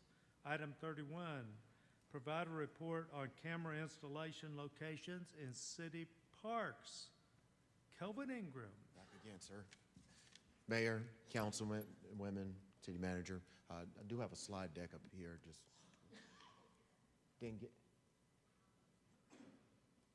did not get it. Okay. I did. I sent it to you. Okay, what I'm going to show you too on this staff report, councilmen and women, is again our staff report on security cameras in the park, which lays an agenda from our budget of our cost to date of $36,000. Again, what I'm going to brief to you is our current state, proposed locations, and again to give you depictions on how we look and our plan ahead. So again, once we pull that up there, sir, I'll go ahead and give you the background on this as well. Again, with our resolution on this as well, we're going to identify strategic camera installations across our city parks, coverage areas that and help with our Lawton Police Department. And our objectives, again, is to improve public safety, deter vandalism, illegal activity, and unsafe behavior, much like what Mr. Parks talked about earlier. And again, with this camera installation, it's going to assist in efficient park operations. Again, this is in line with our True North statement as well. And again, how we view these cameras is through online Verkada system that we use on our automatic systems and our tablets as well. So we'll be able to view these things at any point in time, even to current date. Again, what we have right now is, again, on our agenda as well. You're going to see our parks. What we have already installed is at Greer Park Kid Zone, McMahon Park, our ball fields down on 38th and Lee, Elmer Thomas Park, and also at our Lawton Aquatic Center. Did we get it? Okay.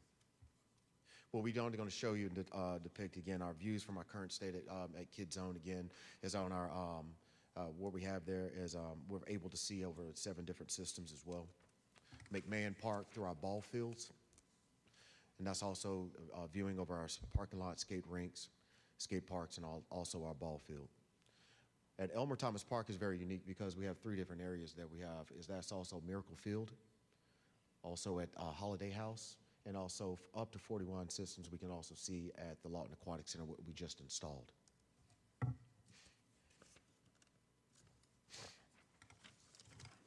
With our Lawton Aquatic Center, again, that's up to.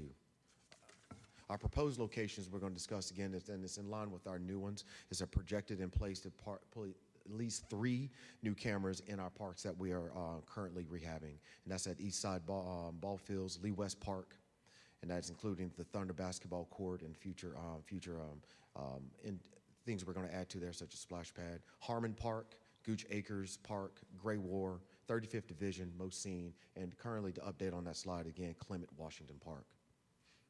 And our proposed locations, what we've also done too is taking great time and liberty to do line of sight views on our camera systems we can apply in Gray War Park, 35th Division, Mosine.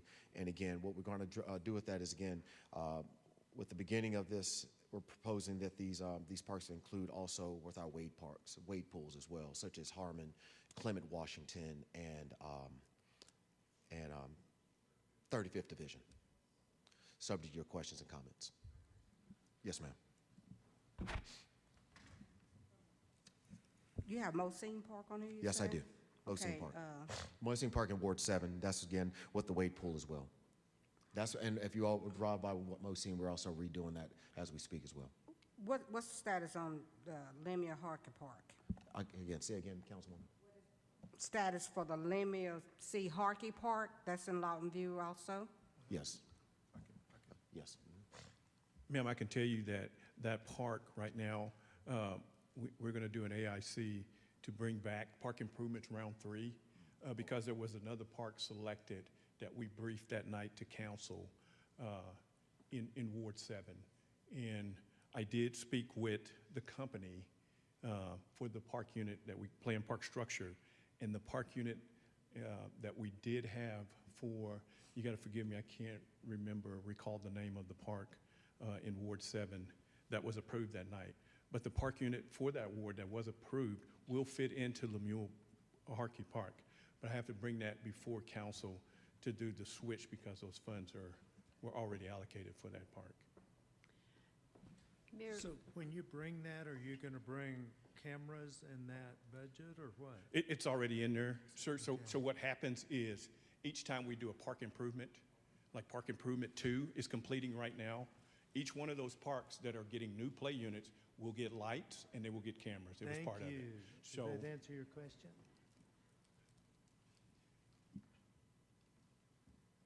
if that, I was just trying to see where we are as far as the status and what was happening in the park. I know we talked something about monuments being put in the park Yes, ma'am. also. yes, ma'am, that's got to go, that has to go to CPC and that will go to the next CPC meeting. When would that be? Off the top of my head, I don't know, ma'am. Week after next. I do have the agenda item drafted up for that. We did gather stuff from the Dunbar, and you're referring to the Dunbar Memorial, correct? Yes. Okay, we did gather materials from the Dunbar School to build the monument with an architect, and we do have that all laid out and ready to go. Yeah, it's 200 bricks and a headstone, but we have to get that through the CPC, and then we'll bring it in here to do it. So we do have those plans, and if council approves for the changing of those two parks, because the park units will fit, we will bring that and move forward with it, ma'am. Kelvin, Ms. Chapman. would you just remind me, who is monitoring these cameras? Yeah, that's a great question. Okay. Oh, I'm sorry. I will tell you that those are motion censored, just like the lights are. Okay. So what happens is those go to the desk sergeant and the LPD guys. So someone And is they have looking helped us at 3 those. times. Yes, ma'am. Also, during the day, what happens is anyone from the Park and Rec supervisory can look in on those cameras and on the weekend. Also, our on-call person throughout the weekend does that. And Larry, there's also an app too, right? Yes, That yes, you that get you can use on your notifications phone. on, Yes, that you sir. get them on your phone. Yes, sir. Yeah, it's called Verkada. Verkada. Yeah. Verkada system. That's what I was going to brief you on, the Verkada system. I have that right now. I can ping right in to pick a park and pick a camera, go right there and see what's going on. Zoom in, zoom out right now. Okay, and then the obvious question, after being told about the $100,000 lighting problem at Kid Zone, is were the cameras up at the time that happened? No, sir. Yes, sir. No, sir. They were not. They were not. The No, cameras sir. were added later. Yes, sir. It's, Would have been a whole lot cheaper to have them there to begin with, wouldn't it? yes, sir. All right, I'm excited. I wish we could just snap our fingers and get cameras in every park, but it just didn't work that way. We've got a great plan moving forward here, and, Yes, sir. and I appreciate it. Any other comments? I just wanted to say that Parks and Recs is doing a great job. I'm like the mayor, I'm glad that we finally got some funds to start this project. We've been wanting to put cameras in parks for a really long time. I still just think it's really sad that we have to do that. At some point, we're gonna need to make an example of some individuals that are causing these problems, stealing. I mean, it's one thing to break into a house and steal because you're hungry or whatever. It's still not right, but it's almost understandable. It's not understandable to destroy a park where you are intending to give the public and the youth facility and something to do and something that they've asked for. It's just not acceptable. And somebody or somebody's parents needs to be the one to take care of that. Well, I just wanted to say the parks and the improvements over the last few years are just amazing. And we're, the parks here in Lawton are really first class when you compare it to a lot of places. And even if you don't compare it to other places, they are definitely at the top of the ladder. And I appreciate you. We all appreciate your work. And as far as the vandalism, I think there was a really nice display put up in Oklahoma City about a month ago, and they had vandalism in it within 2 weeks. So it's not just here in Lawton; it's a bunch of other places too. So anyway, thanks for all your work, both of you. Again, Mayor, Councilman, just a small highlight on this. Again, this is our proposed security cameras with a line of sight at three locations here. Again, adding to with Clement Washington Park that didn't make the slide, but again, that's also a point of interest as well. Again, these are just proposed locations that, for camera line of sight at these locations. Okay, thank you. John, Subject looks to questions like, and comments. you want to say something? Yes, Mayor, I was just, and Kelvin, I don't think you mentioned this, you may have, but if you haven't seen all of the good work and all of the amazing stuff that's going on in Lee West Park, you really ought to drive by. It is transformational. They're putting in a parking lot out there. They've got a entryway that didn't exist before. They have a new play structure, and it's really amazing the transformation that has occurred in that park, and you should go see it if you haven't. And something about the thunder showing up out there makes it one of the busiest parks in town, doesn't it? Yes, sir. So, all right, thank you guys so much. Appreciate Thank you. Have a everything good that's day. going on. Item 32, receive an annual report from the Director of Finance on Capital Improvement Program, CIP projects. Kristen, I got it that time. Yes. I'm gonna wait on my slideshow.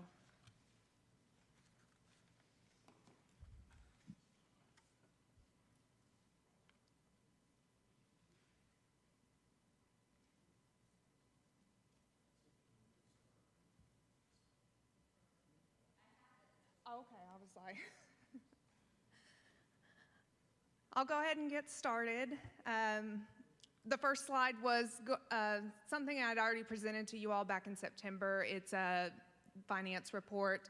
Essentially, it shows our revenues for the CIP fund were $110,192,558 in fiscal year 25. Our expenses were $108,055,948. That gave us a net income for the CIP fund of $2,136,610. Oh, there it is. So that's the slide I just went over. Again, I presented this back in September, so this is just kind of a reminder there. These are the project categories that we're going to be going over. These are the same categories that are in the resolution of intent, so we're going to model that structure there. We're going to start with the 2015 CIP projects. We had water and sewer line replacement and then emergency water line replacement. And those projects totaled $449,546. This is not the total cost of the project. This is just what we spent in fiscal year 25. Moving on to the 2016 CIP projects, we had alternative water sources, our Lakesgate operation, groundwater supply well, wastewater treatment plant improvements, Lawton Fort Sill Water Resiliency Grant, sewer system rehab program phase 2, and landfill cells 6 and 7. And these projects totaled $15,073,272. Moving on to the 2019 CIP projects, we have our police and fire compensation, emergency fund transfer, MAP 11A waterline project, 2023 CIPP liner project, Subbasins 104, 105, and 106 project, Belmont lift station, South Wolf Creek trunk expansion, sewer bursting project, 2024 CIPP project, MAPs 46, 53, and 58 water projects, MAP 9 waterline project, MAP 11 waterline project, Maps 10 and 39 waterline projects, skid pump replacement, Ellsworth motor repair replacement, Meadowbrook waterline project, 67th Street waterline project, and then miscellaneous supplies for the waterline projects. These totaled $35,158,038. These are being paid by the half cent.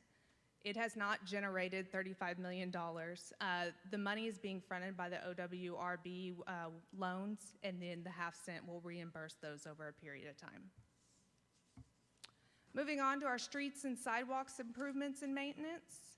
We have our arterial traffic stripe program, Bishop Road reconstruction, crack joint sealant, West Gores 67th to 82nd, Goodyear Boulevard, Lee to Cash Road, and then bridge rehabs for Cash Road, 11th Street, and 29th Street, and these totaled $6,245,705. Next is our LATS transportation improvements, $51,191 in last fiscal year. Improvements to information technology systems, Brazos and licenses, Office 365 subscription. We replaced a check printer. Our SCADA system had some work done on that. Tyler Community Development Suite. This is the program that Community Enrichment uses.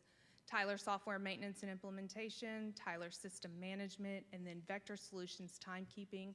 And these expenses totaled $1,488,097. Next is improvements to city buildings and facilities. We had City Hall, McMahon addition and renovation, and then the library ceiling renovation. These totaled $6,478,354. Parks and recreation facilities and arts and humanities. We had our East Side and Lee West Park improvements, Mattie Beal Park improvements, wading pool improvements, miscellaneous park improvements, Elmer Thomas Park Aquatic Center, and then the youth sports complex, and these expenses totaled $15,007,504 in fiscal year 25. Youth programs, Harvest Plenty House of Prayer Church, Inc., Lawton Public Schools, Marie Deddy, and Quest Ministries of Oklahoma, Inc. In fiscal year 25, we paid $282,007. Industrial development and retention, we have FISTA, Lawton Economic Development Authority. This was our payment for the Fisher 59 incentive. Lawton Economic Development Corporation, Industrial Water Main Phase 2A, and then the US 62 Interchange Project. These totaled $11,619,227. Beautification improvements, this was our demolishing dilapidated houses. This was $310,675.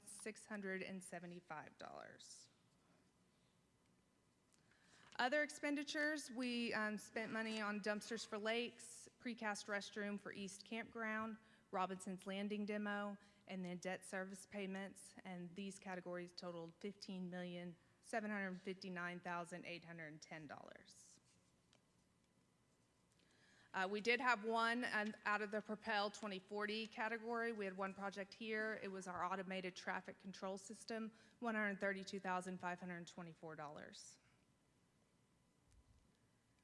This next slide is a statement from the internal auditor, essentially saying that she reviewed all the expenses and they complied with the resolution of intent and the ballot language. And then this last slide is an update on some of the CIP projects. So on the park improvements, we've completed Skyline East Park, Hunter Hills Park, Prairie Park, Willow Creek Park, and Greer Park. Lee West is 60% complete, Mosine Park 40% complete. 35th Division Park estimated completion is January of next year, and same with the Gooch Acres Park. Lawton Aquatic Center is complete. We're estimating to start the boardwalk and amphitheater in Elmer Thomas Park in February of 2026. Lawton Sports Complex, no estimated start date on that. Landfill expansion project, we're pending an additional phase. So far they've spent $4.5 million of the $8.1 million budgeted. Street maintenance, pending additional funds. We have spent $4.9 million of the $9.4 million budgeted.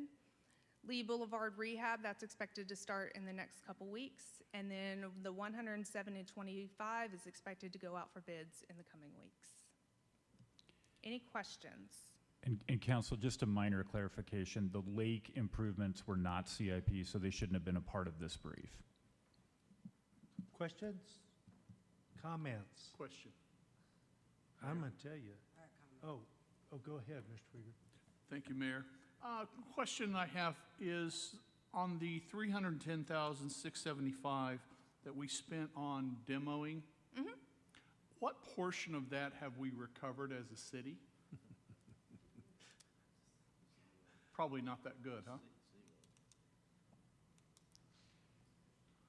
We have we definitely try to collect. So we bill the landowner after the structure is demolished, and if they don't pay within a certain period of time, we attach liens. So we have several outstanding liens that are out there. So I don't know, I can't give you a dollar amount, but I would say that cost recovery on demos is generally pretty low. Okay. As in 10%? I was kind of thinking more in the 20% realm. Oh, that's better than I thought. Yeah. Not, okay. All right. And is that, when we recover money that was spent out of the CIP for demo, and that money's recovered, does it go back into the CIP funds? Correct, yes. It does go back into the CIP? Yes. Great, great. Okay. Ms. Williams? I'm glad to see that 38 to 52nd on Lee's gonna be fixed. When's that? Which slide was that? I'm sorry. It said Lee Boulevard. This one here. Is that the one from 38th Street to 52nd, the next 2 weeks? They're in process. They're being done now. They're being done right now. 38th Street and then Lee Boulevard. Yeah, that's under contract. Mr. Warren? Now I've forgotten.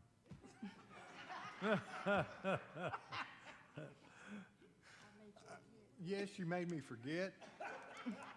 Let me think. What was we talking about? Man.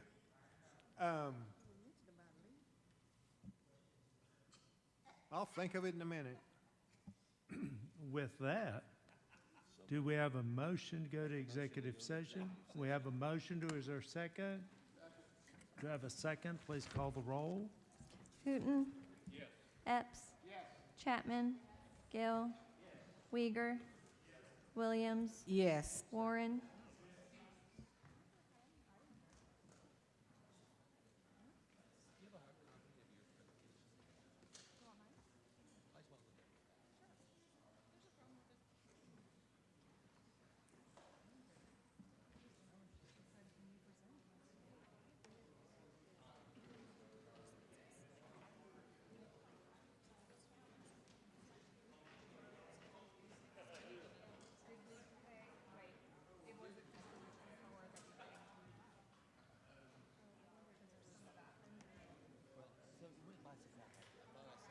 We gave you more than that, but only CIP was, most of that was general fund we gave you.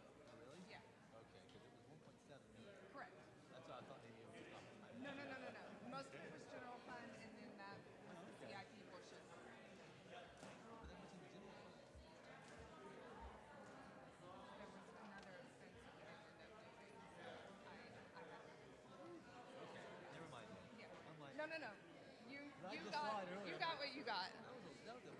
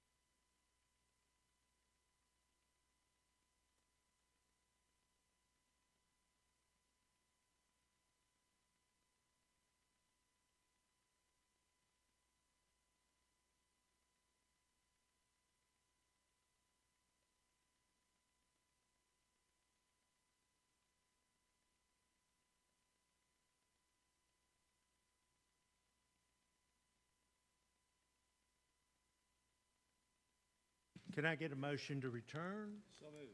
Have a motion to return. Do I have a second? Do I have a second? Please call the roll. Hooten. Epps. Chapman. Gill. Weiger. Williams. Present. Warren. Executive session item number 33, Jerry. Pursuant to Section 307B.4, Title 25 Oklahoma statutes, council convened an executive session to discuss the pending action in the United States Court for the Western District of Oklahoma titled Sabrina Turner versus City of Lawton et al., case number 525-CV00987. Mr. Mayor, I believe there is a motion. Mayor and council, I move to approve a professional service agreement for Colin Zorn and Wagner to represent the city of Lawton and Chief Smith in the defense of this matter. We have a motion and a second. Please vote. Hooten. Epps. Chapman. Gill. Weiger. Williams. Yes. Warren. Motion carries. Item 34, Jerry. Item 34, Jerry. Pursuant to Section 307B.4, Title 25 Oklahoma statutes, the council convened an executive session to discuss the pending action in the District Court of Comanche County titled Thelma Marsha Pendley versus City of Lawton, case number CJ-2017-44. Mr. Mayor, no action needs to be taken. Item 35, Jerry. Pursuant to Section 307B.4, Title 25 Oklahoma statutes, the council convened an executive session to discuss the pending action in the District Court of Comanche County titled Thelma Marsha Pendley versus City of Lawton, case number CJ-2022-246. No action needed. Item 36, Jerry. Pursuant to Section 307B.4, Title 25 of the Oklahoma statutes, the council convened an executive session to discuss the status of an ongoing investigation concerning the tenant-based rental assistance program. Mr. Mayor, no action is needed. Item 37, Jerry. Pursuant to Section 307B.4, Title 25 Oklahoma statutes, the council convened an executive session to discuss a pending claim involving potential litigation related to previous property insurance coverage provided by OMAC. Mr. Mayor, no action is needed. Okay, on the addendum, let's discuss executive session B, Jerry. Pursuant to Section 307C.11, Title 25 Oklahoma statutes, the council convened an executive session for the purpose of conferring on matters pertaining to economic development, including the transfer of property, financing, or the creation of a proposal to entice a business to remain or to locate within our jurisdiction, as public disclosure of the matter discussed would interfere with the development of products and/or services and/or violate the confidentiality of the business. Mr. Mayor, no action is needed. Okay, and that brings up audience participation. We've had no request to speak for audience participation. Can I get a motion to adjourn? So moved. Have a motion? Do I hear a second? Please call the roll. Hooten. Epps. Chapman. Gill. Weiger. Williams. Yes. Warren. We stand adjourned.